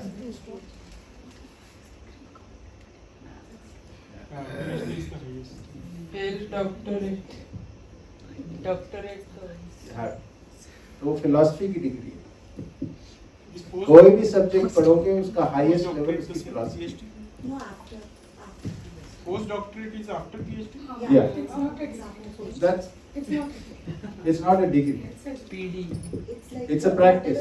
It's work. It is implementation. It's expression. I see. Do you know some postdoctorate? I can relate like example.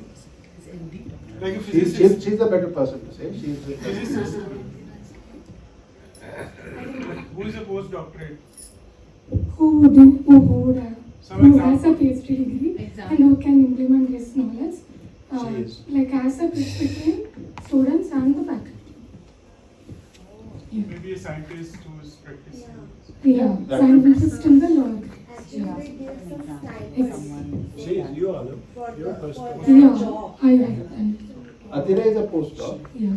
Right. For example, my friend is also PhD in education. She is now implementing NCF, National Curriculum Framework, Framework. in schools. I see.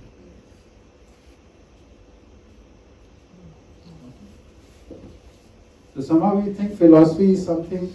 Yeah, Okay. it's It's like something to just simply sit and talk about, not something philosophy is basically formless. an overall view of things, how everything is connected. Hindi word darshan really. Darshan. Philosophy is darshan. Seeing everything is darshan. So whether you are in any subject, so you start from some subject, then you go how it is connected with everything. So basically the underlying meaning, whether they acknowledge it or not, is how does it connect with the human purpose? That's how the utility of any subject is, no? Relevance of any subject. Yes. When you had started this, you had explained in, by, and for. By, process, causality. What was the third one? And can you again? First is causality, in is causality, by is process, for is the objective or the goal. The goal. Or the result.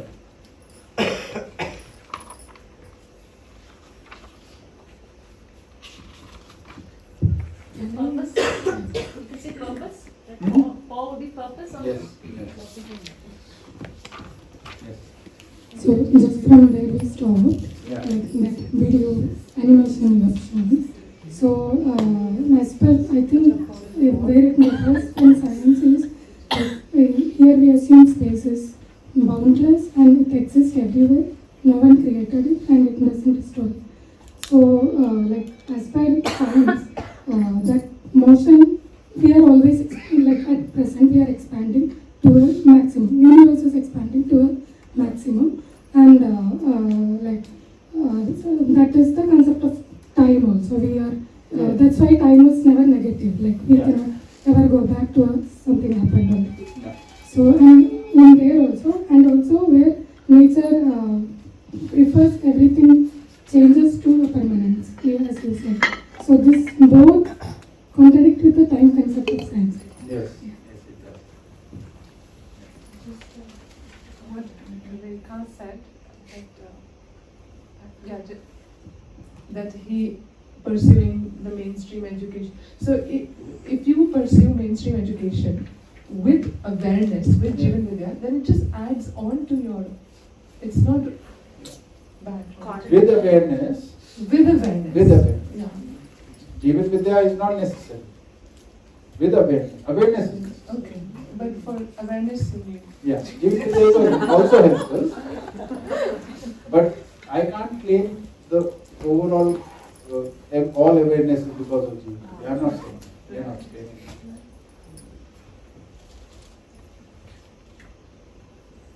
I mean, you all are here before attending the Jeevan, and you have awareness. So, Could yes. maybe share. Ask the mic someone to Mr. And just because it's been asked now, when I did this, I was 12 for the first time, and I was just like kind of floating through school till then. But after studying this, then I became really interested in what we were being taught.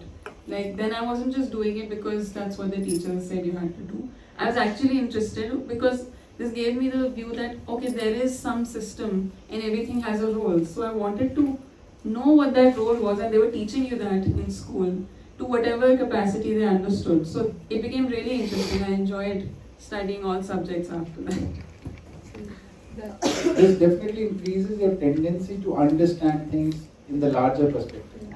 But did you have conflict when the things were not, like there are things Might which be. which were in conflict? No, I was very happy when things were in line because my default was that it's not complete. I knew it's not complete. So whatever was complete, I was like, oh wow, ye bhi pata hai, ye bhi pata hai, ye bhi. Actually, we worry too much. Like what Jim was saying yesterday, a baby is a baby and toddler is a toddler. They're actually human beings, and human beings have the ability to discern, have the ability to evaluate, right? According to their level of awareness, right? So, we think children going to school might not be able to do, but they have the ability to discern. And it depends on what environment they've been exposed to, and that their awareness is up to that level. So that usually, I've never come across, like we never had fear that our children are going to a normal school, so they will not. In fact, they were the ones who created influence around them. Their influence would spread. It was not the other way around. It wasn't like the other children will corrupt them. In fact, even the naughty children would be very respectful with them. So that's what happens. And just want to add to this. So if the child faces some contradiction or / conflict in one environment like school, then they may be able to discern that's right. But since now we have a certain insight which can complete or complement whatever information they're getting from school, that discussion, that conversation, that openness, that definitely helps them get over it and balance it in their minds and place it within that context. So definitely, their home space is conducive to their being able to balance their information versus lack of information. Sorry, I just want to add. Actually, I've really been able to, like, something has opened up for me with these words complete and incomplete. Because there is something there, like when we understand it as there's an incompleteness here, there's potential to learn. There is, whereas it was for me at least previously as wrong or good or bad or not working, which somehow that word doesn't capture that there is something that can be done about it. With bad, wrong, there is another emotion attached, which is to reject. And you reject it totally. So even the good goes away with the shortcomings. The baby out with the bath. Where does that come from? It's so weird. When you throw the bath water, you don't throw the baby along with the bath. It actually comes from the time when people used to have like tin baths, right? And like the whole family would bathe, and there'd be a procession. Like the father's the head of the house; he would bathe first, and you'd go through the family until the baby was last. And so sometimes the water was so murky you wouldn't be able to see the baby in the water.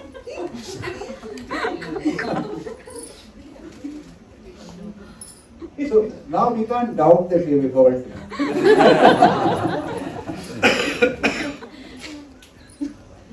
Okay.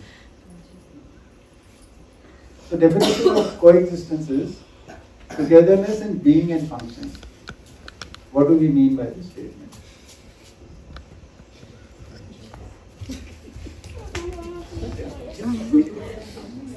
We have to figure coaching.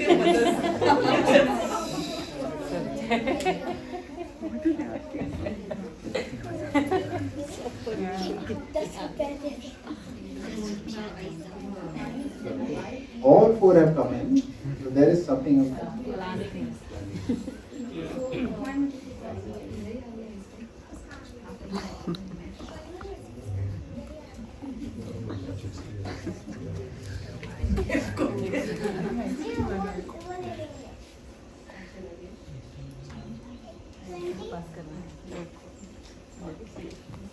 चलो बाहर जाओ, class disturb मत करो।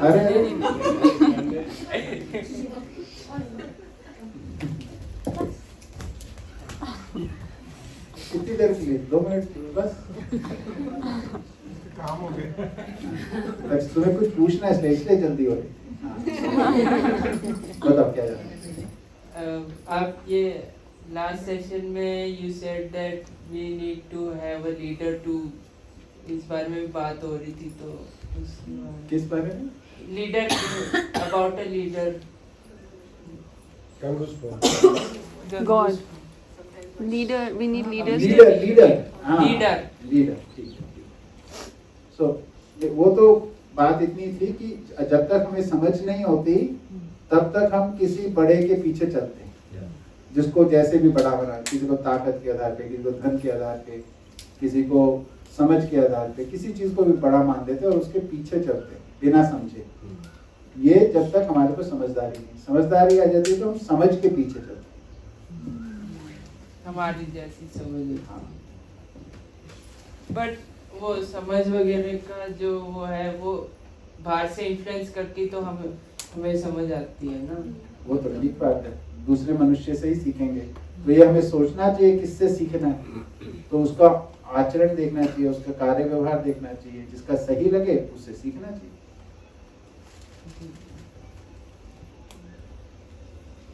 Okay, so togetherness in being and functioning, what do we mean by this?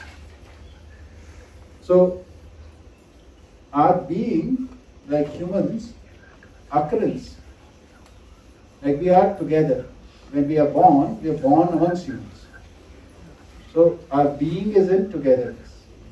But our functioning, that is what we do, how we function, this is not in togetherness, right? But in nature, if we look at the rest of the nature, the being and the functioning both are in togetherness. This we are calling coexistence. So, one is like a human being is born. Now it is born amongst human beings also. So, it is there amongst the humans. It is there amongst the humans. This state we are saying that occurrence of human beings is in the humans. So the being is in togetherness. Coming into being is in togetherness. But now, since this human being is here, now it will do something. It will do some sort of work, behavior, whatever it will do, its conduct. Now this, if it is out of ignorance, this will not be in alignment with everybody. It will not nurture the collaboration, right?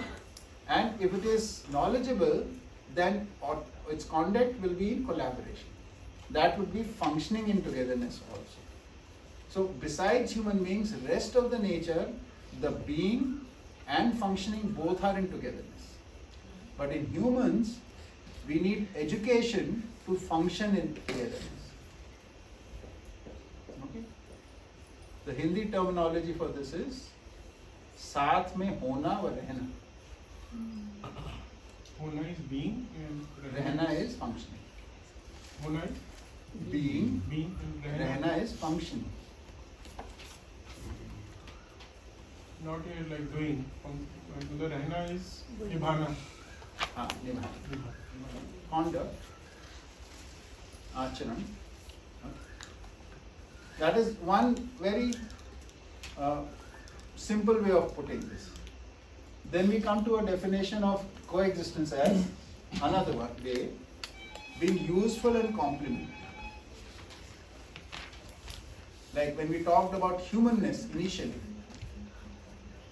so we said that humanness is when we are helping, caring, supporting. This is humanness. And what is inhumanness? When we are exploiting, we are cheating, or violence, these are inhumanness. So in nature, everything is useful for others and complementary. So if you want to study this, we'll be going into more detail a little later when we take the 4 orders. Then you will be able to see the usefulness and complementariness, say material order, qualitative order, animal order, as well as the knowledge order. Right? We'll do this with the diagram, so I'll come to that. But from the language, you must be able to understand that this is some sort of coexistence, being useful and complementary. then each unit is a system. This is the technical definition which we are giving from the Jeevan Vidya philosophy, that each unit is a system in itself with its own uniqueness while being a part of a larger system. For this we can easily understand if we take an example. Let's take an example of a tree which is outside. If you look at this tree, let's take one leaf, observe one leaf.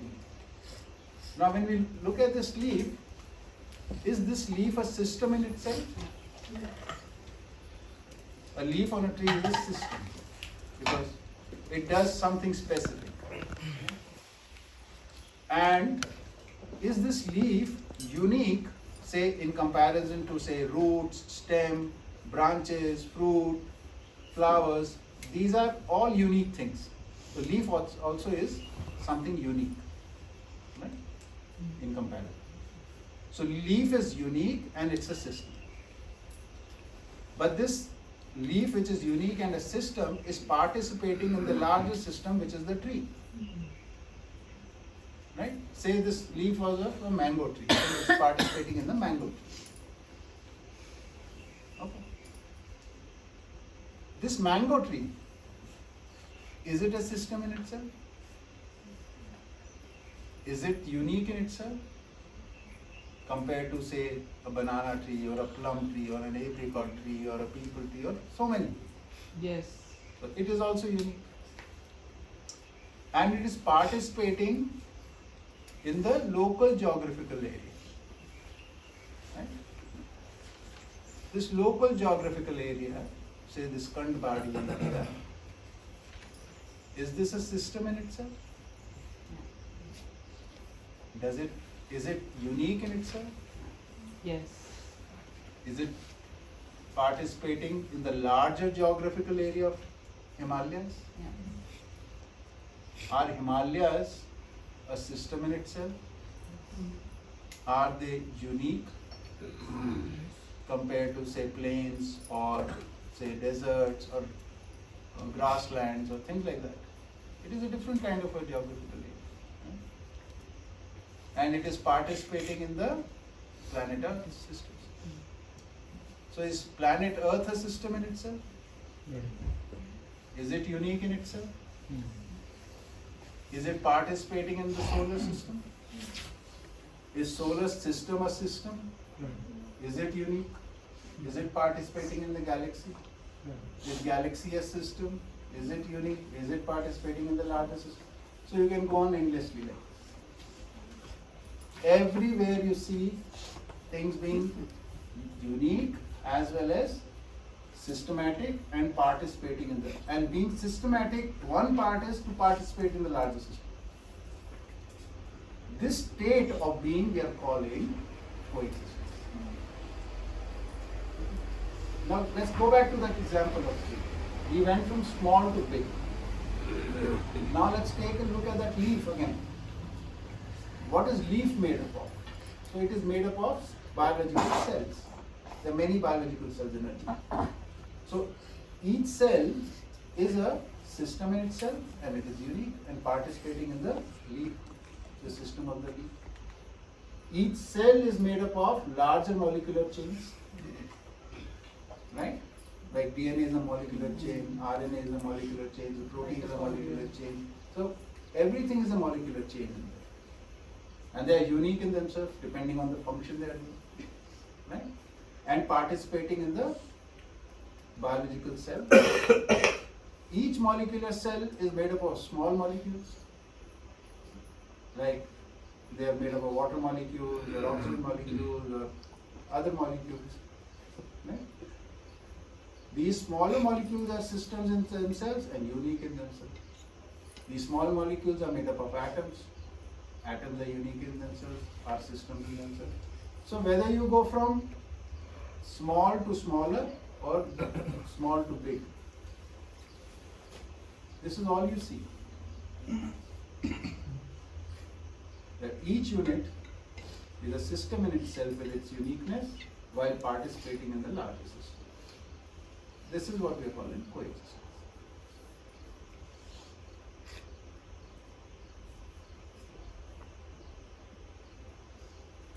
science is trying to find the end of both. Science, because it's still searching for its basis for its knowledge, what it's propagating. So they don't have the fundamentals in place. So they're still searching for that. Anyway, any clarifications on this part? This needs to be understood. This is very important because whatever we are observing, besides human beings, and we are saying human beings are not a system in themselves, they are still unique. But they are not a system in themselves because we are units of knowledge order, and without knowledge, we are disorderly. So then our purpose in life becomes to attain knowledge and become, exhibit in our conduct orderliness, self-regulation. When we are self-regulated, then we collaborate. When we collaborate, the continuity of the human order, the continuity of the natural order. Universal will is ensured.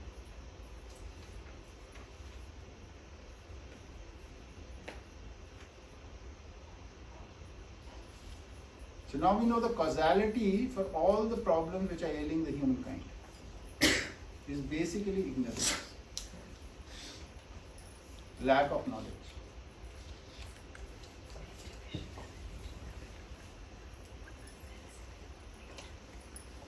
Yes, sir. I have a question now. If we break each unit into smaller and smaller and smaller parts, so even smaller than atom or say electron, so isn't that then electron same in all matter, in all different units, that smallest unit? So electron's uniqueness is in electron is a subatomic particle, right? So its uniqueness is because it is in the orbit. Other subatomic particles are in the nucleus. That is its uniqueness. But say the It's not like. There is no electricity. say the electron in, or that smallest particle in me, for example, would be the same as Yes. this or here. Yes. So then in that sense they are not unique. So what is uniqueness? Where is the uniqueness? So every unit has got several components, and these components come together to function as a unit, and every unit is fulfilling some utility in the larger system. This utility is their uniqueness. So if we were to say that everything is made up of matter in space, that is true. That way we are all the same, right? But as human beings, we have some utility in nature, the role in nature that we talked about. Okay, trees have a role in nature, even though it is also matter in space. Animals also matter in space, but they have specific utility. And that utility is a certain number of units coming together and performing in collaboration, working as one. Can we say then what is visible to the eye, or it may not, a unit is what's visible to the eye, or it could also be Unit, we understand various units. Some units we can recognize with our eyes because our eyes have a range, but some other units we can't. No, even atoms or electrons, like even though she's saying I'll take that there are photographs of atoms, but you won't have photographs of electrons. Or what we call universe. When we say we can see a unit, which basically means we can see its boundaries. So we can't see the universe. So it's not So just something- the micro, even Yeah. the macro cannot be. Yes. it's quite large. Yeah, in fact the macro also can't be seen. And this so much stress on seeing it with eyes is because we are basically conditioned by materialism, where you consider yourself as a body, everything has to be sensed through the body. But the moment you shift to knowledge, that observation is actually through the conscious, on basis of knowledge, then there is no limit. Then you can understand the universe also and the atom and subatomic and anything that makes up that. Even that need of dissection goes away then. So there's something called as Pindame Brahmand, something. Pindame Brahmand, like the universe in I leave those out. They will not connect. They will not connect. That's why in the very beginning, what it is and what it is not, I made that statement. It is not based on any other school of thought, philosophy, religion. That is We haven't talked about consciousness in relation to matter and space now. Will we be coming to that later? Yeah. Now we're just talking about that soon. just one thing. Yeah. Disorder in one molecule, let's say, of a leaf can affect the whole tree. Disorder in one molecule of a tree has an effect on the entire of a leaf. Directly, indirectly it has. Of an entire. And that impact is of certain quanta. It is of certain quantity. Like one molecule will have an impact on certain quantity. Okay. So just the reverse of that is I am just a speck in the universe. If due to ignorance, I can cause certain amount of disrupt in certain area, like you said in a or it affects. So we can understand what is our impact, right? Any unit's impact is whatever is it's in its immediate surroundings will have the maximum impact. Then things behind that will have some less impact. And so this is how the impact diminishes. Right? It is not because of the distance that it is diminishing. It is diminishing because there are some units here which absorb some impact and the balance goes. Then they absorb some impact and the balance goes. Whether it is a good impact or a bad impact. Right? Like the ripple effect. It's a ripple effect. Yes. Actually, with the good impact, what happens is,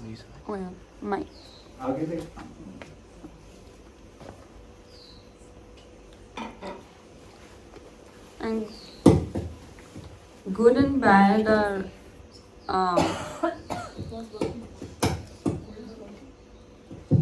hello.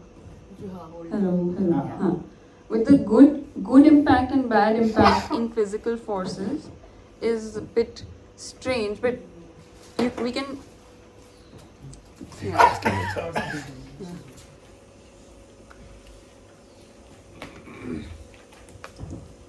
we can say more constructive and destructive impacts maybe in physical forces, and or stabilizing or destabilizing.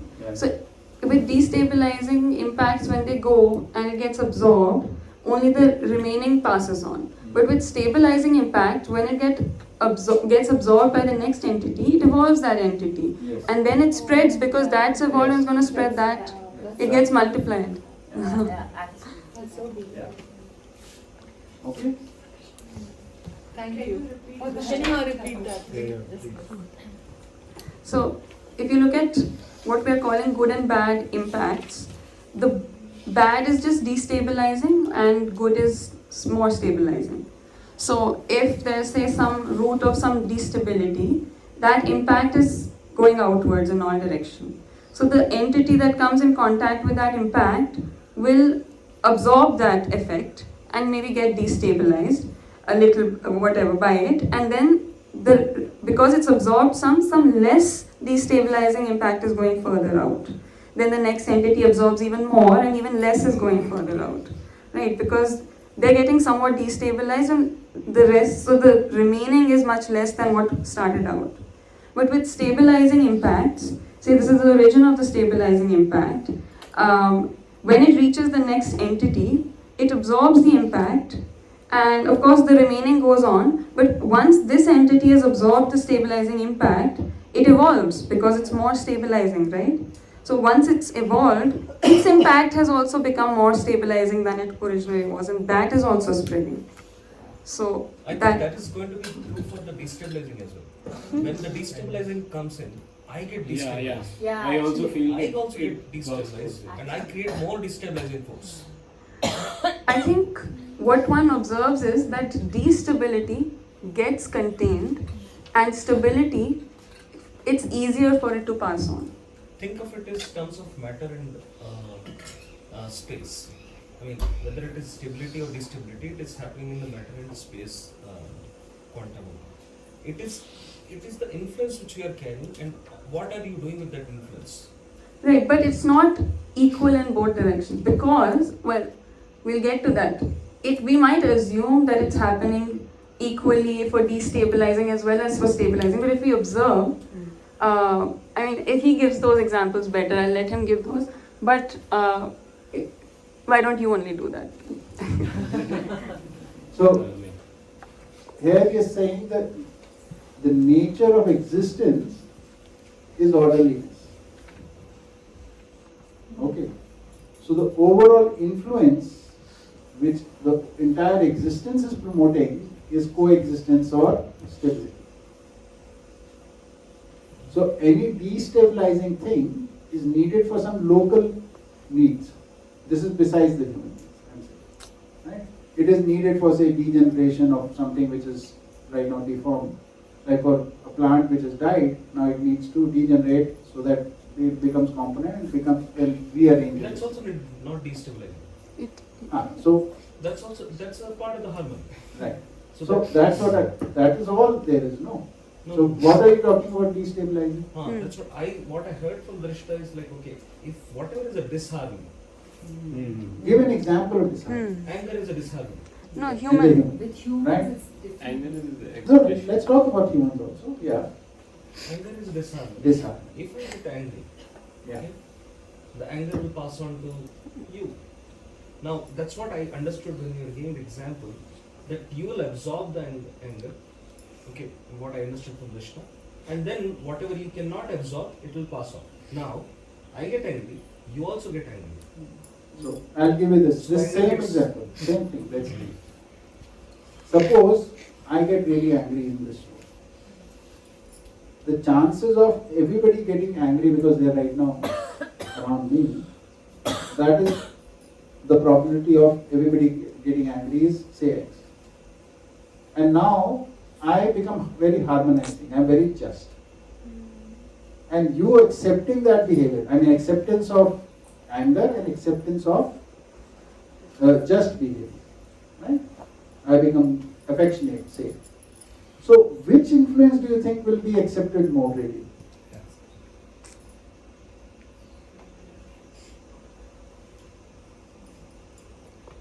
It depends on your preconditions. Yeah, but still if you take it on an average, what do you see when in family somebody get angry? How does everybody respond? One or two will, there is a, like, I'm angry with, say, Trishta. And she might get angry. But what happens with other people who are watching this? We can dissect on this particular case, but Yeah. I mean, you get angry. I can respond to it in a very, very different way. Right. I can respond by showing my anger. I can respond by silence, and that could be my frustration. Right. I could respond if This is all true. This is absolutely true. I'm what not I'm saying. trying to understand from you is the underlying harmony, underlying coexistence. Yeah. Is trying to, when we talked about that Is state, not trying, first of all. no, not trying, Ah. but that's underlying because we are part of it, we are permeated into it. Yes. And the two states, high and low, Ah. because we are in I don't know. Well, let's just keep it very simple. Very simple. You just remember the incidents when you have got angry or somebody in your presence has got angry. And you remember the incidents where somebody has done, say, something generosity or kindness or respect or something. How the influence, the impact of which is greater in the sense of acceptance around you. Yeah, think about it empirically rather than logically right now, because logically we have some assumptions that it will be mathematical, that +2 and -2 will be the same in opposite directions. But if we look at it empirically, which effect actually spreads more? Fatma Didi is smiling. I might just want to add a small point. I thought of an example of, say, I'm witnessing a mother being not nice to a child, okay, getting angry with a child. So I might feel, maybe not even anger, I might just feel sad, or I don't feel so happy because I see some disharmony going on. But that might also make me feel like I want to try and be nice to them to sort out the situation or help them. But if I see a mother being nice to a child, it's not like I'm going to go over and be like, oh, now I need to create some disharmony. Yeah. So I think it's a lot easier to try and spread the harmony, and that's the more powerful aspect. Yeah. Absolutely. Another example is, now that you're thinking about these, examples will keep popping up. Yeah. So like in a school, suppose take example of school, there's a teacher who's very rude, who's very harsh. There is a teacher who is polite and respectful. Who do you think that will have more influence? The polite teacher. And more students which will be like associating with that teacher. And lasting. This is what we do. You and I also do the same thing. Wherever we find harshness, we avoid it. Wherever we find kindness, generosity, helpfulness, caring, we are attracted to it. And it travels further. Yes. It has a ripple, the one ripple has a further ripple effect because the impact is like so powerful that you take it further, it can keep going. Like just whatever he's imparting right now, the proposal that he's putting in front of Jeevan. So, it's absorbed and it can keep going. And in that same, let's say in these 8 days, there's one instance where he's got, for some crazy reason, if he got really angry or whatever, somehow that may not go out in that much of proportion compared to what he has given us in terms of the Jeevan Vidya. No, even the concept of those documentaries you showed us, the economy of generosity. What is the principle working? How does it work?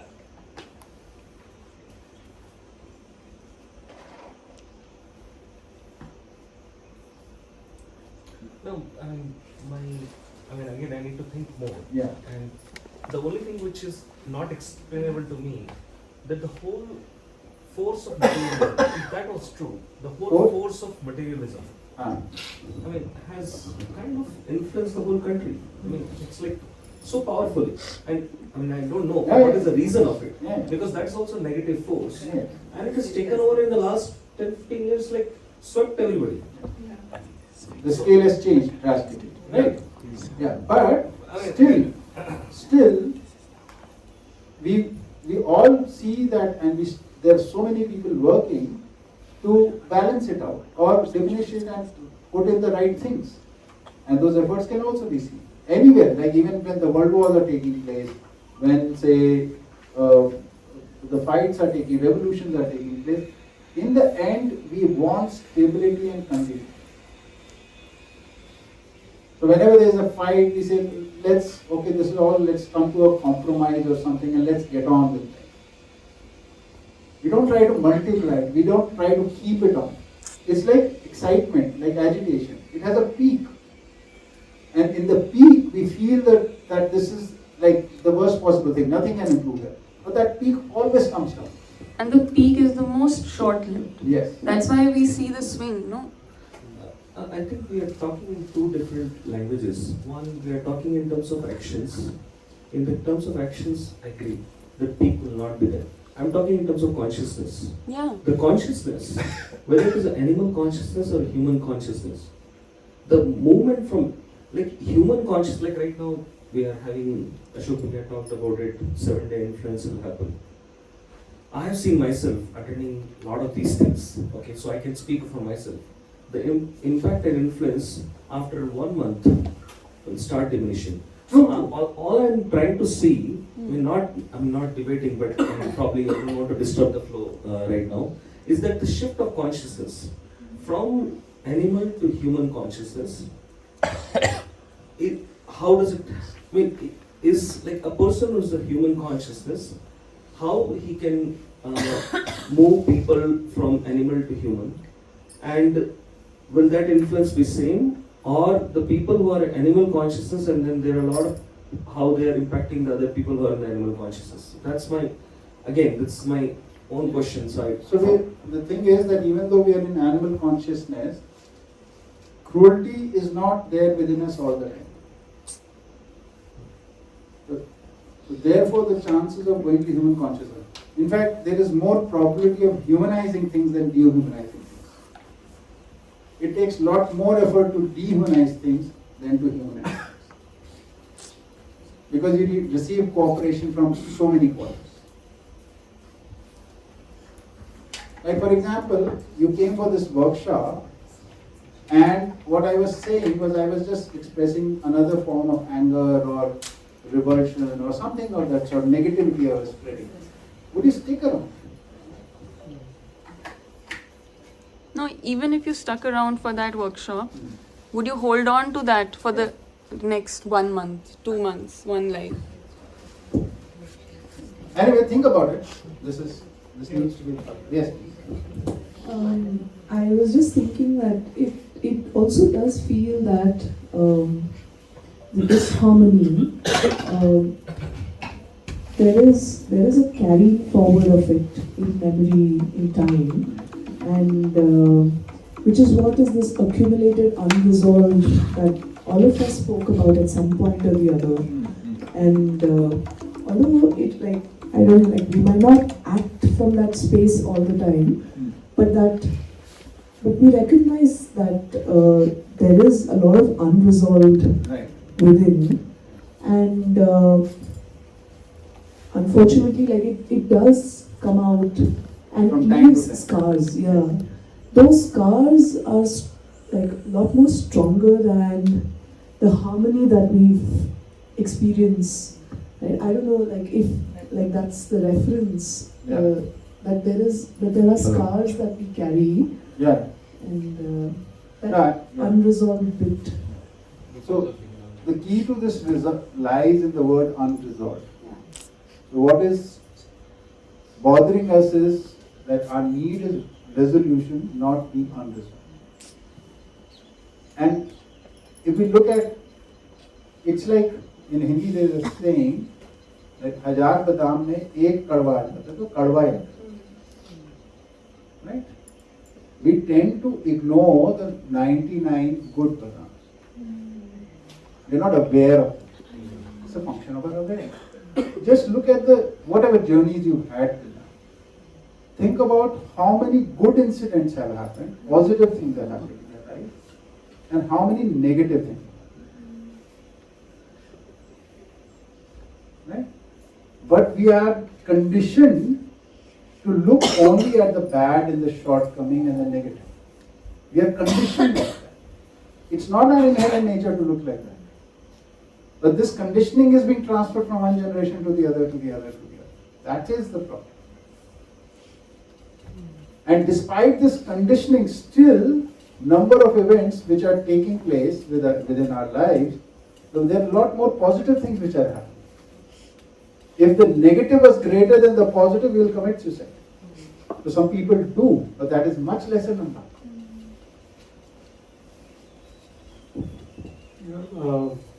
In the entire discussion, I'm just trying to relate what you have written. Each unit is a system in itself, and each unit is also a part of larger system. So I think that's where it kind of relates. Since even there's an excited state, but I think let's say for humans, humans have a goal of to become in orderliness. So that's I perceive as being in harmony. So, and that's based on the knowledge. I think if we understand that, and the understanding can vary actually based on everybody's state. So I mean, if this is understood, then naturally the ripple effect will be absorbed, and I think it will become in orderliness. That's what I see. Vishnu, you want to add something? Talk about it later. Yeah. This is going back. Here. Yeah. I was going to ask, but I got some bit of answer. This puzzles me a lot, and I keep oscillating between looking for the answers. When we all desire good, why is goodness not happening in the world? And I think what you mentioned, which I got validation, was around because of our conditioning. That because I started thinking maybe I'm not able to see, or maybe there is a different perspective with which we need to look at things. Because if entire mankind desires good, why is the mankind not going towards the direction of goodness? And we keep hearing negative news and TV and channels and newspapers. Everything is flooded with negativities, and even generation over generation, the conditioning has been to transfer, to look at the negativities more.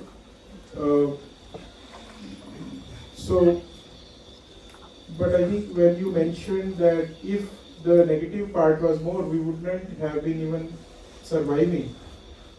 So maybe it's just the perspective that I am looking, or we are looking as a mankind, needs to start looking at what we call as positives in the daytime, for example, and maybe the good will happen. Yeah. So when we saw those documentaries of the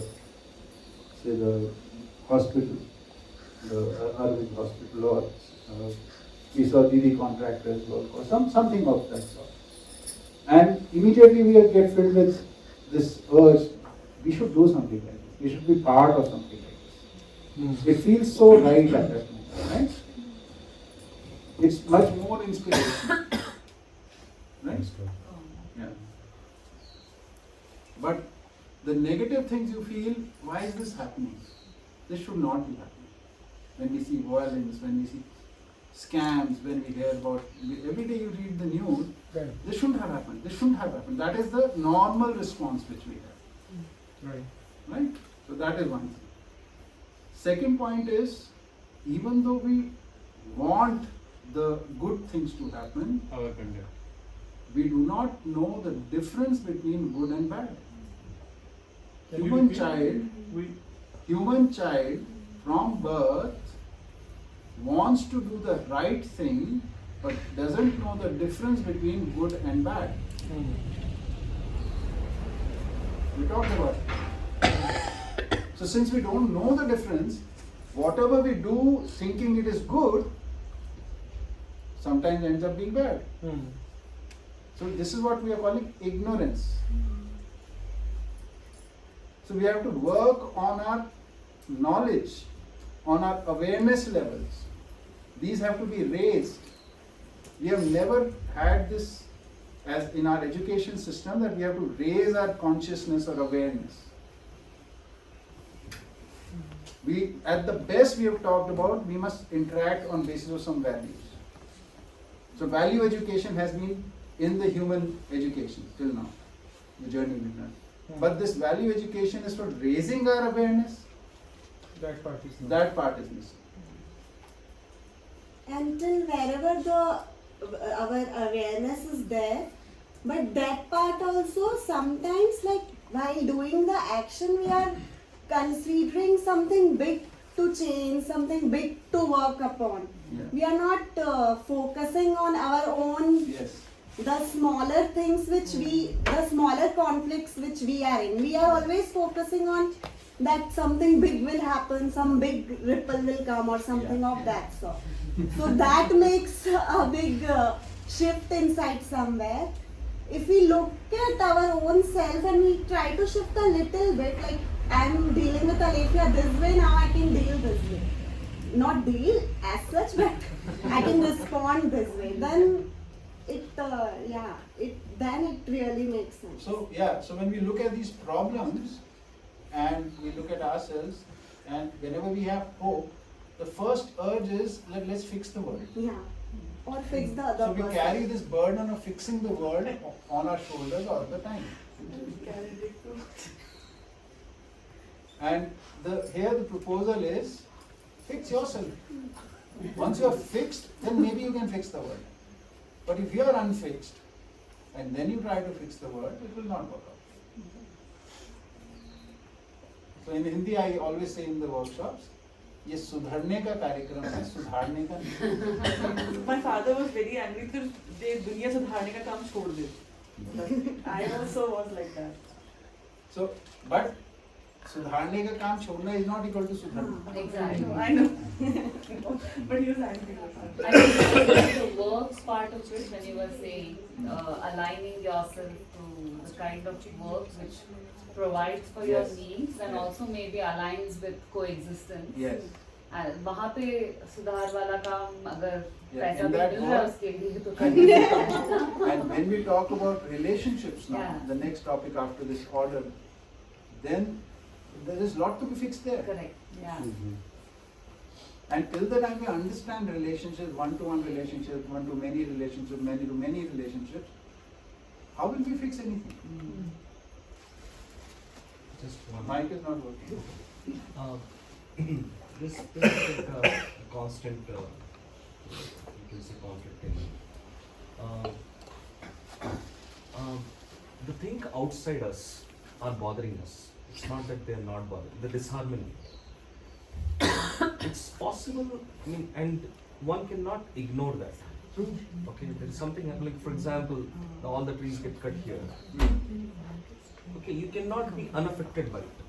When I say unaffected, you might, the problem which is happening, which I feel in myself is, there is an understanding which has to happen that, okay, why this happened and what should be the response to it.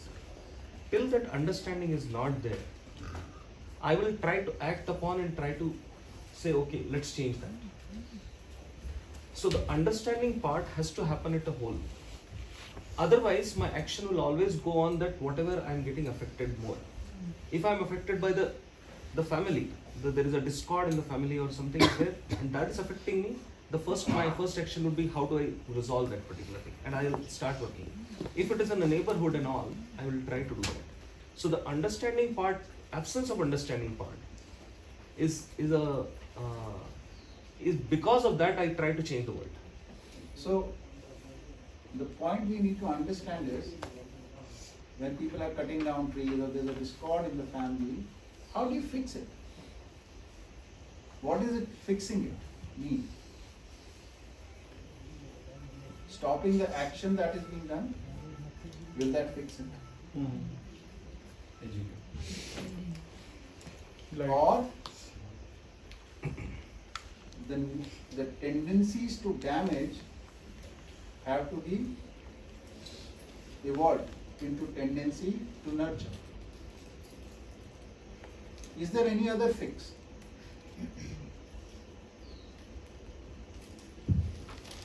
A very simple example I give. There are a bunch of kids in a classroom and teacher says, keep quiet, you will not speak. And they'll find something or the other to communicate with. You can't stop human beings. You can't control them from outside. So that is never a solution. So the only solution is to inspire them. We talked about this initially, that the total acceptance comes from inspiration. By understanding, you need to have somebody, some inspirational source that you can attach yourself to or inspire yourself to, and in getting that inspiration, then you do self-regulation. That is the only way. So now, to be a source of inspiration, why should anybody listen to me or you? So my conduct is in harmony. That can only be the reason for inspiration.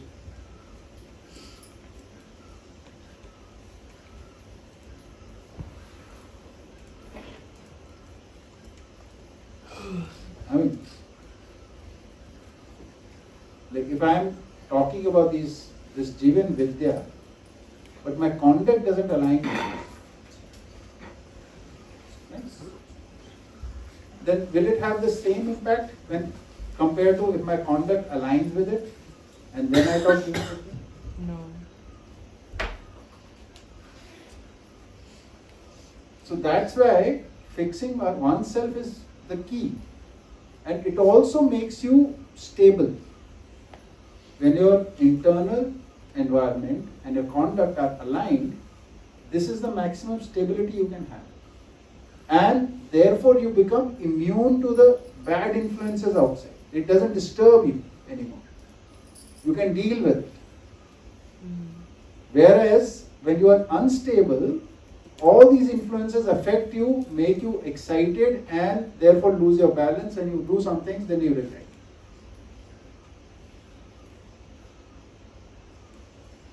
So if you see, those actions where we want to stop others from doing anything are also called agitations. Because they are agitations.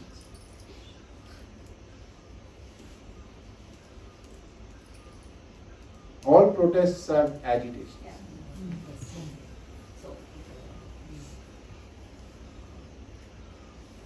You can't inspire anybody with agitation. I'm saying this in Sambhaavnaa Institute.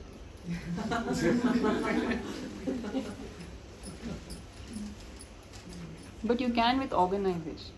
Huh? You can inspire through organization. Yes. Which is another part of Sambhaavnaa. Yes. And education.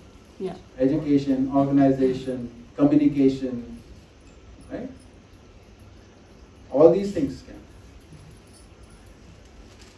Another thing which was coming to me in this discussion was the ripple effect, that why this world is still so materialistic. It's the state of awareness probably that causes the ripple effect, not the values. Because sometimes values could be coming from the intent. You know, it could be like, I'm nice to you because I want something back. So that is not, you could emanate values with some intent which does not have a ripple effect. Probably. Yeah. So we'll talk about values and this in the next section. Let's continue with this, what we were talking about. One quick question, since we spoke about protest. Just the way I look at protest is as a necessary element to at least stop something from going further, but it needs to, now what I understand from this is, along with that probably, there is a need for awareness building, whatever, some sort of an activity in that. So there is space for it to just probably stop further damage, but for the damage causing mentality to be transformed, awareness is a key element. We talked about oppression and rebellion. They go hand in hand in the animal consciousness. And it's not the first time that we are facing any oppression. Since the time human beings have been on this planet, oppression and rebellion are going on. That opposing thing that we were talking about. And that we have to stop the negative. So what has been achieved? The oppression has been only increased. So the scale of rebellion has also increased. In the end, violence has increased. Now we can burn this planet 21 times. This is where we are standing. I sometimes wonder why still we are not popping up nuclear bombs. We all have it. But Think about it. Think about it. That's a very good question to ask. Yeah. Just one question. So when you talk about protest,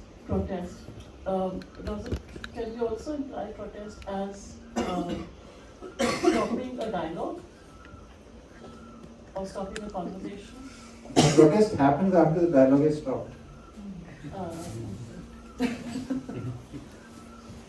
When you see, When you can't communicate, then I won't let you go till you talk. I mean, in the family also is the same thing, no?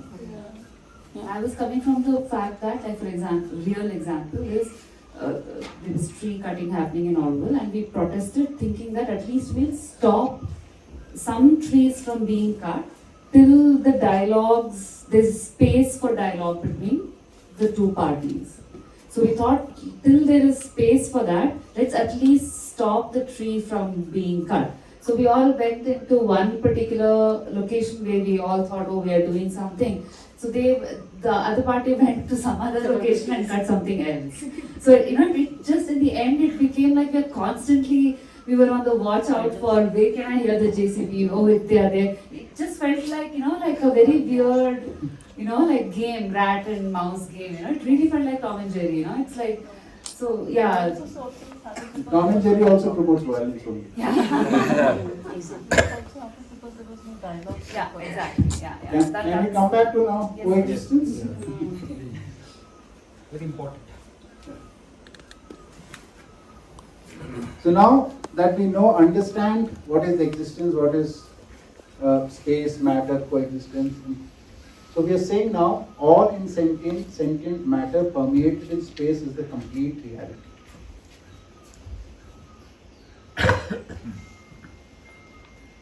What is the complete reality? Matter permeated in space. And matter is in two forms, insentient as well as sentient. This is the complete. So you can't ignore space, you can't ignore matter, you can't ignore sentient matter, you can't ignore insentient matter. If you want to understand reality, you have to understand all this. Now coming back to materialism. Materialism is ignoring space. It is ignoring these qualities of space. There, this one. It sees it as nothing. Whereas idealism is ignoring this totally. Therefore, both are incomplete. At fundamental level, they're incomplete. That's why the conclusions drawn from it are never complete.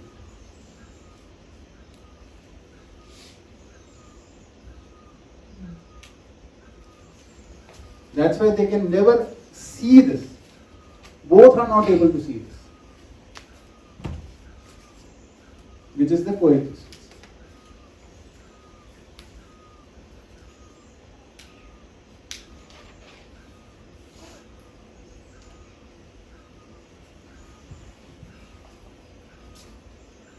So one other characteristic of space and matter's relationship.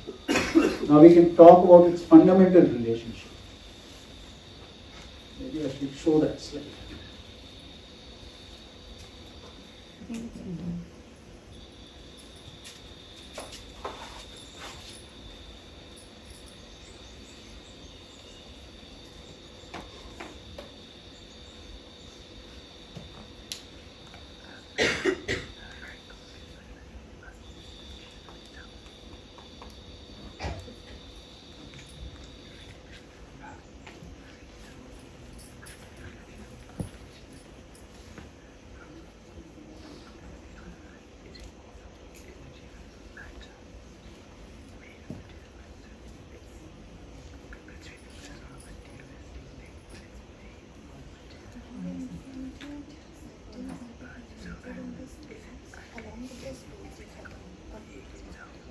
In the space.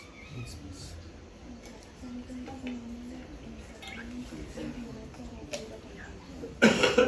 In space. In space. They are in space.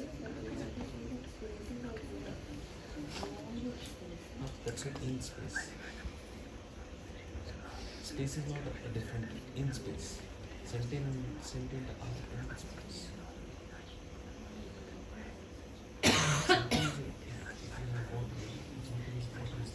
You don't see.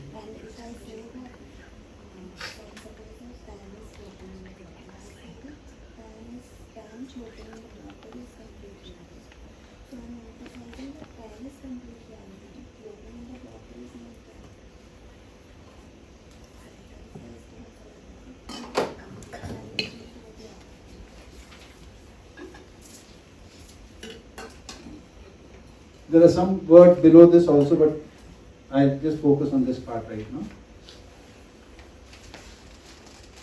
So this state of matter in space which is the fundamental state, matter in space, we can open it up a little bit. As Shabir says, double click on matter in space. That's true. Then we call it matter is soaked in space, matter is immersed in space, and matter is encompassed in space. In Hindi, space में matter भीगा है, डूबा है और घिरा है. Okay. What it means is, when we talked about that it is the most subtle thing, the space is the most subtle thing and it pervades all forms of matter. That means space is omnipresent and in every unit the space is available. The space is the most available thing. Okay. And space here we are calling the absolute energy. Right? And because it is energy and matter is soaked in it, therefore matter is energized. Therefore, matter is also, for activity you need energy. That's why all the matter is always active. It is, you will never find static matter.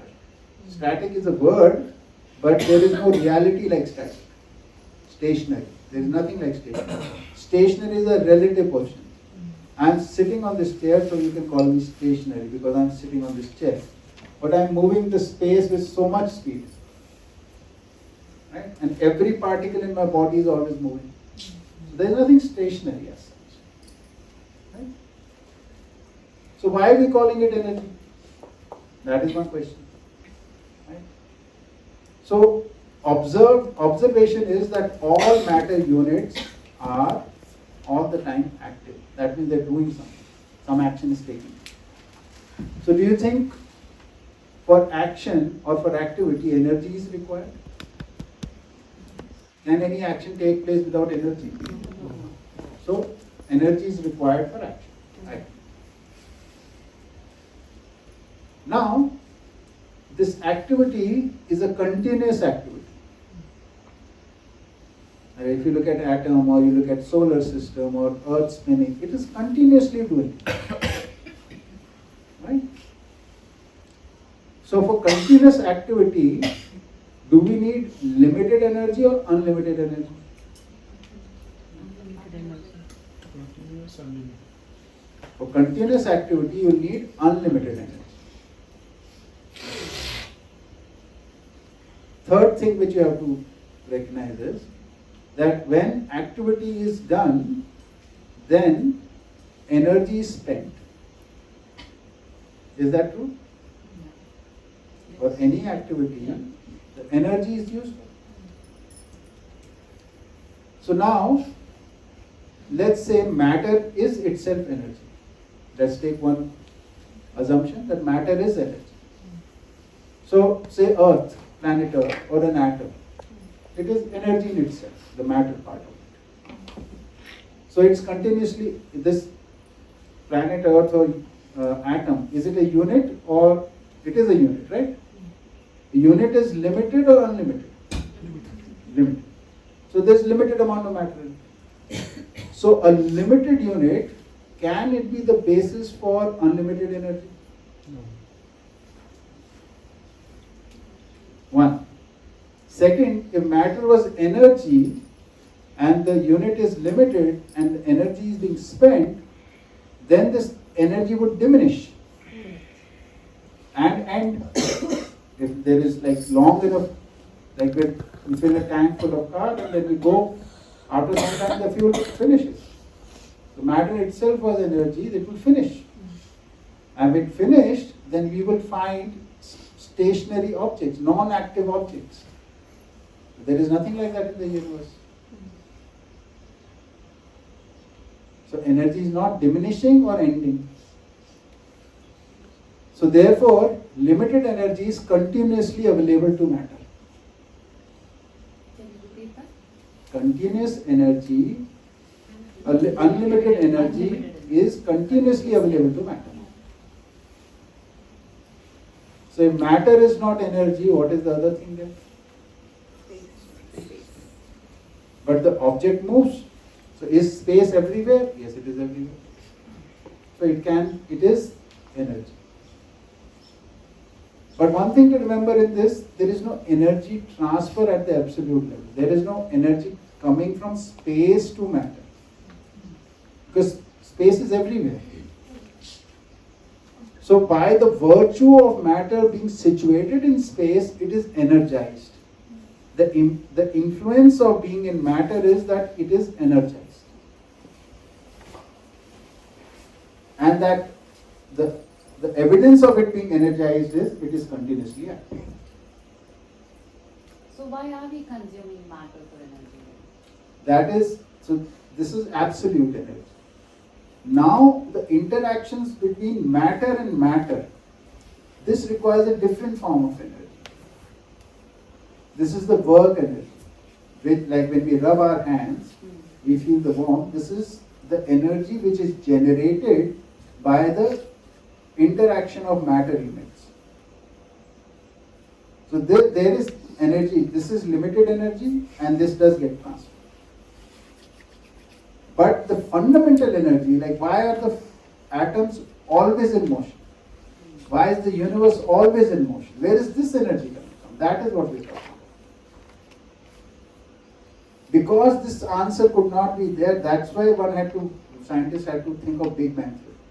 He's trying to solve the puzzle of why everything is in motion.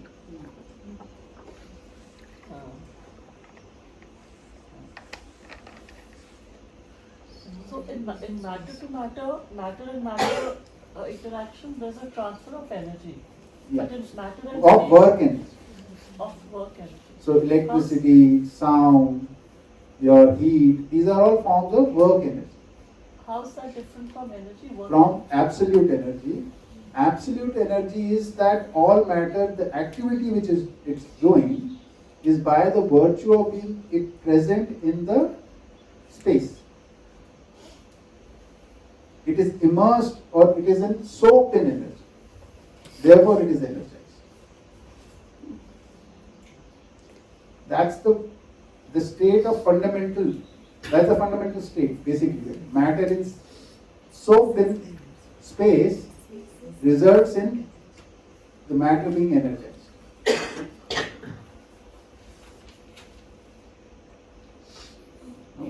And we call it potential.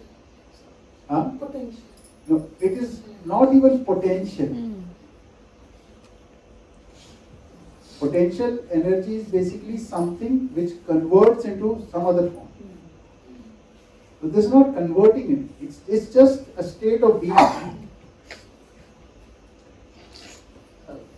So let me explain. So the matter in space is always active. That is the observation. And this activity is because of the virtue of it being in space. So space is, the state of being in space is a very significant thing.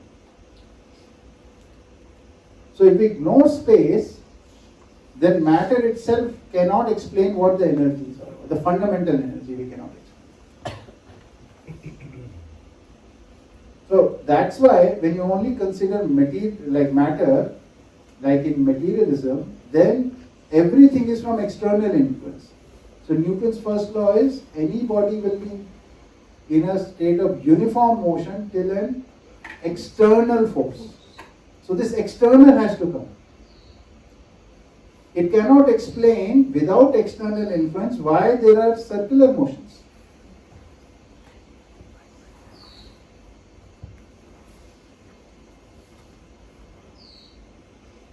And there is no straight line motion. Yes, please. Could you explain the space and matter with some examples? Like matter and matter, you gave that example of rubbing two hands and the energy that. So I just said, no, like atoms are in space. Now in atom, the nucleus is there and the orbits are there where the electrons are moving. Do you know at what speed these electrons move? No. Let's ask. Closer to like speed of light. 0.2 c. 20% the speed of light. It is at that speed it is moving. The electrons which are going around, that is why it is never said that the particle is going around. It's called electron cloud, because whatever the shortest period of observation you take, you can never see the individual unit. You can only say it is in this zone. That zone is called a cloud. It is going so fast. 0.2 C. Okay. And in how much space? How much area is it or volume is it doing this? Yeah, very small. And something which is going so fast in such a small area, how is it bound there? Why is it not breaking apart? Have you ever played that game when you hold hands and you go around like this? And the moment the speed increases, then the hands come apart and you both fall on the side, right? And this is like 0.2 C. And there is, and it just stays with that nucleus.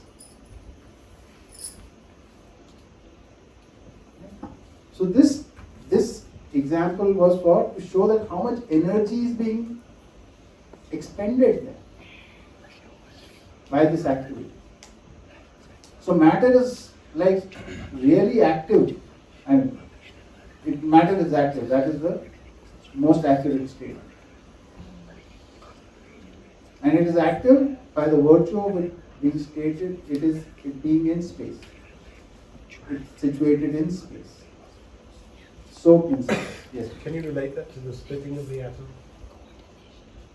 Splitting of atom is basically, an atom is an organization of many components which are working as one system. So when you split an atom, that means you're breaking that system into other parts. So sometimes in certain configurations, when the system breaks down, it expends energy. This is the work energy. So that kind of energy is expended. So, and see, when this atom breaks apart, these particles which are there, they'll form the nearest possible harmonies. Each atomic configuration is a harmony of stability. Each atomic, it's like, if you look at atoms, hydrogen has two particles, one in nucleus, one in orbit. Carbon has 18 particles, 6 in the orbit and 12 in the nucleus. Oxygen has 24 particles, 8 in the orbit, 16 in the nucleus. And you look at the periodic table, you realize that there are nearly 118 or 20 kinds of elements. Right? Some are found on Earth, some are not found on Earth. All these 120 types have huge number of particles, like uranium-235 is basically, the nucleus has 235 particles. So there must be 100 particles at least in the orbit or something like that. What is the atomic number of uranium? I don't know. So, so that atomic number, weight, not number. Atomic weight. 235, 238, 92. Whatever, 92, 95, let's take something like that. It's just for it. So those many particles are there. So, but if you would take 95 particles plus 235, that will make it about 320. Right? How many permutation and combinations can you make of 320 particles in form of a model of an atom? There can be many. Right? But the configuration is only one. This you can understand by the analogy, like I use guitar as an analogy. Guitar as a string, which you pluck at any place will make a sound. But there are only 7 harmonies. Each note is a harmony. So each configuration is a harmony of stability. That is why they are there, because they are stable. Rest are not harmonies, therefore they are not stable.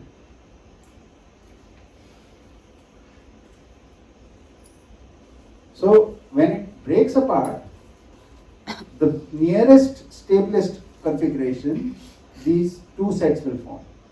And this process, sometimes some energy goes out, but in other times some energy can be taken in also. So those both optical. But in say fission bomb, which we made, the nuclear bomb or fission reaction, we've discovered that uranium when it is split or other materials like that, like which they use for this kind of, what is there besides uranium?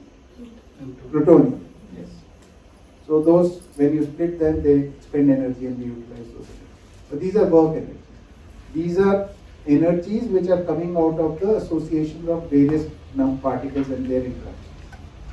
So that work energy is different from this. Hmm? This work energy is different from this absolute energy. Absolutely. Very good. But can the work, Yeah. Go on. can the work energy change or affect the fundamental energy? No. Because like you're saying that the fundamental energy is what is keeping the atoms energized and active. Any particle. Any Whether it is in form of atom or a subatomic particle or even the smallest particle, it will always be active. But then we do use work energy to change the form of, or you know, like you're saying, you can even split the atom apart using some work energy. So how is something that is, how is the work energy affecting absolute energy? It is not effective at all. It is whatever we do or whatever happens in nature in terms of the, see, any atom is an arrangement of particles. So they are arranged in a certain configuration. So when the configuration changes, the arrangement changes. Right? Their collaboration, the form of collaboration changes. But if you look at each particle independently, they're all active. Their activity doesn't change. They're spinning. That is the fundamental motion. The amount of energy, the energy that they are Expending. That is, see, what happens is, because by the virtue of it being soaked in space, each particle is magnetized. So at the fundamental level, there is magnetism. Right? In science, magnetism is not a fundamental property. It is a resultant property. Fundamental property they identify is the electric charge. Right? Here it is, we are saying it is the reverse. Magnetism is the fundamental property and electricity or electric charge is a resultant interaction of the magnetism. So in a nucleus there are a lot of particles, it's dense, so it's a big magnet. They align themselves so that magnetic field becomes big. And each particle, electron, is basically mass which has got magnetic potential and it is moving in this magnetic field of this. So when two magnetic fields interact, this results in three kinds of work energy. One is the electricity. Second, because both the magnetic fields are interacting, therefore heat. And third is sound. So electric energy, heat energy and sound energy is generated in each and every atom.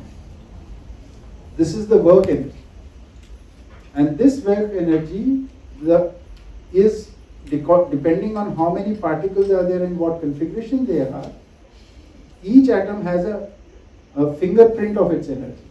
It will have a certain ratio of electric energy, heat energy and sound energy. That's how you identify which elements are there in stars, by looking at the spectrum. Spectrums are signatures, fingerprints of the energies being coming out of those. So when we change the configuration, the amount of energy, work energy being expended changes. But it was also earlier because of the interaction of the particles, later on also is. So nothing is changing in terms of its situation between space and matter. That state never changes. So that is called the fundamental reality, that state, matter in space. because that is never changed. That's the unchanging. It's called the fundamental truth also. That is what. Truth is something which never changes. But arrangements, configurations, they keep changing. So these are transitory states.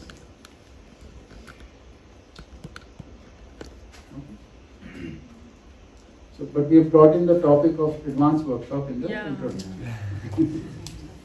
There's a lot more we can go into, but yeah, yes, please.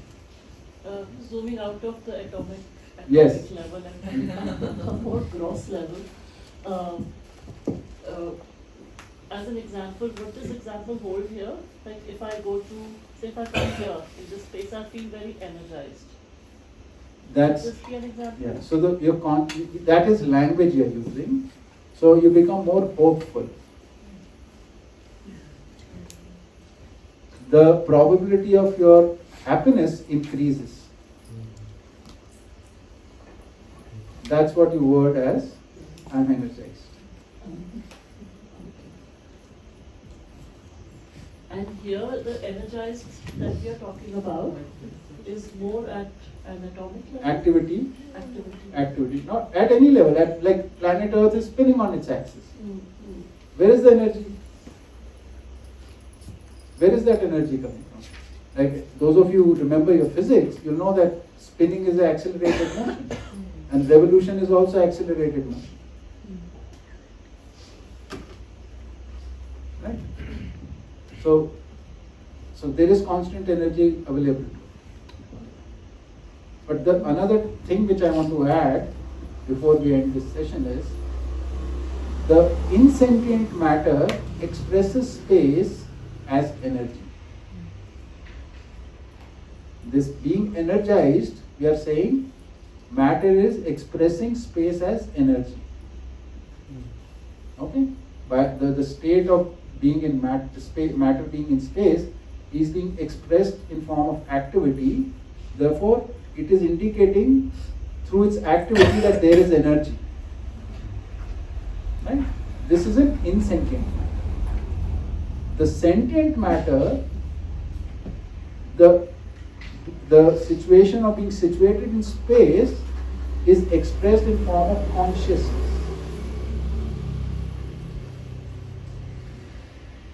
So it is a transformed form.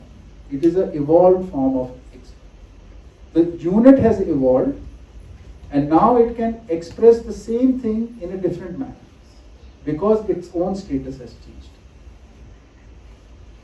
So consciousness is an expression of a sentient unit of space.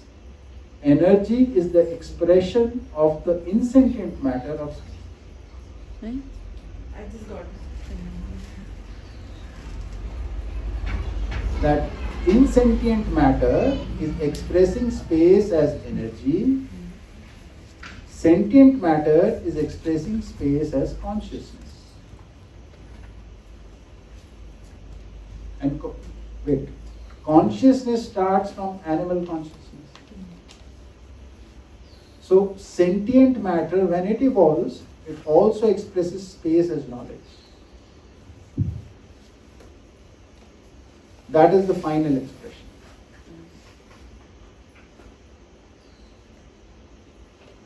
And are we delving into this in the future slides or this? Come for the advanced portion. Could you repeat that? Yes. So, the three things I am saying. So that we all know, we always talk about energy, consciousness, knowledge, all these things. We are saying the space is actually the fundamental energy. And this we know by the activity of matter. This we are stating as matter is expressing space as energy. What kind of matter? Insentient matter. Now, sentient matter expresses space as consciousness. This is the minimum it can be. Yeah, Ganu, you say? No, I think actually I understood. Because when you say sentient matter and insentient matter, what's made up of sentient matter and what's made up of insentient matter? Same matter, same particles. So because both are atoms. And they're all in everything. Yes. So then, if sentient matter expresses space as consciousness, how is there things that don't have consciousness, like plants? Yeah. If plants are in space, which is consciousness. Because what is matter? Matter is basically units, and plant is an arrangement of units. That arrangement has a certain ability. Capacity. Yeah. Certain capacity. Different arrangement has a different capacity. That's all. It doesn't have the fuel tank, basically. You can't put diesel in a petrol car. Yeah. Okay. For example, if you look at the various atoms, 2-particle system is hydrogen. Then 4-particle arrangement is helium. Okay. Now, helium is very different from hydrogen. It is made up of same electron, proton, neutron.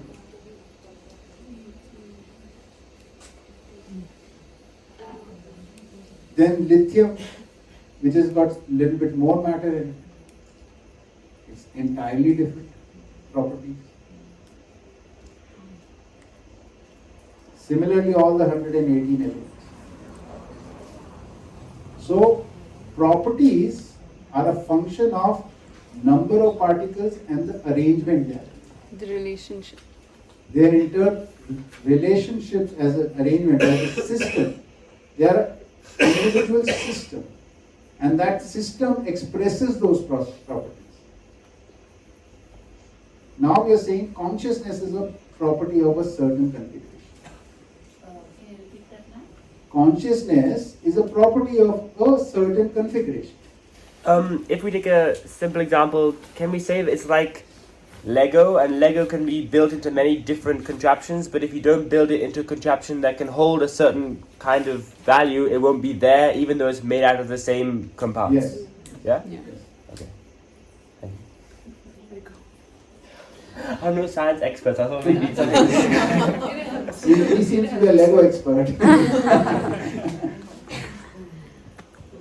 So when we are saying that your sentient matter expresses space as consciousness, Yes. so it's expressing its quality of space as consciousness. Yes.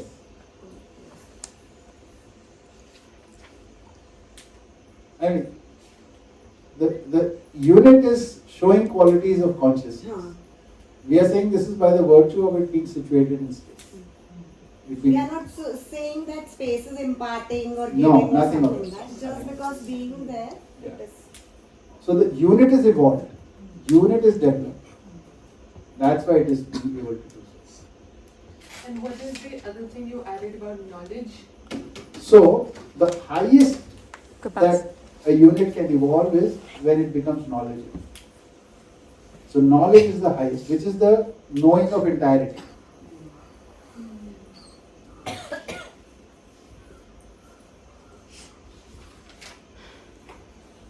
So can we say that energy and consciousness are the same and just They have the same fundamentals, but there are differences, no? So because our body expresses energy, but our conscious expresses consciousness. Jeevan expresses consciousness.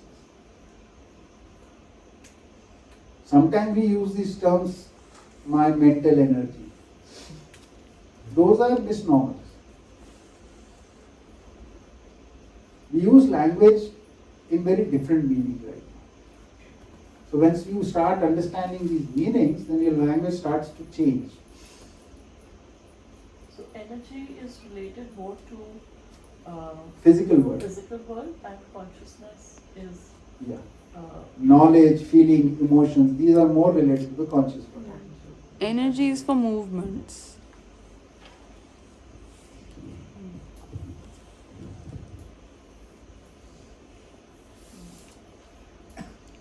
Okay.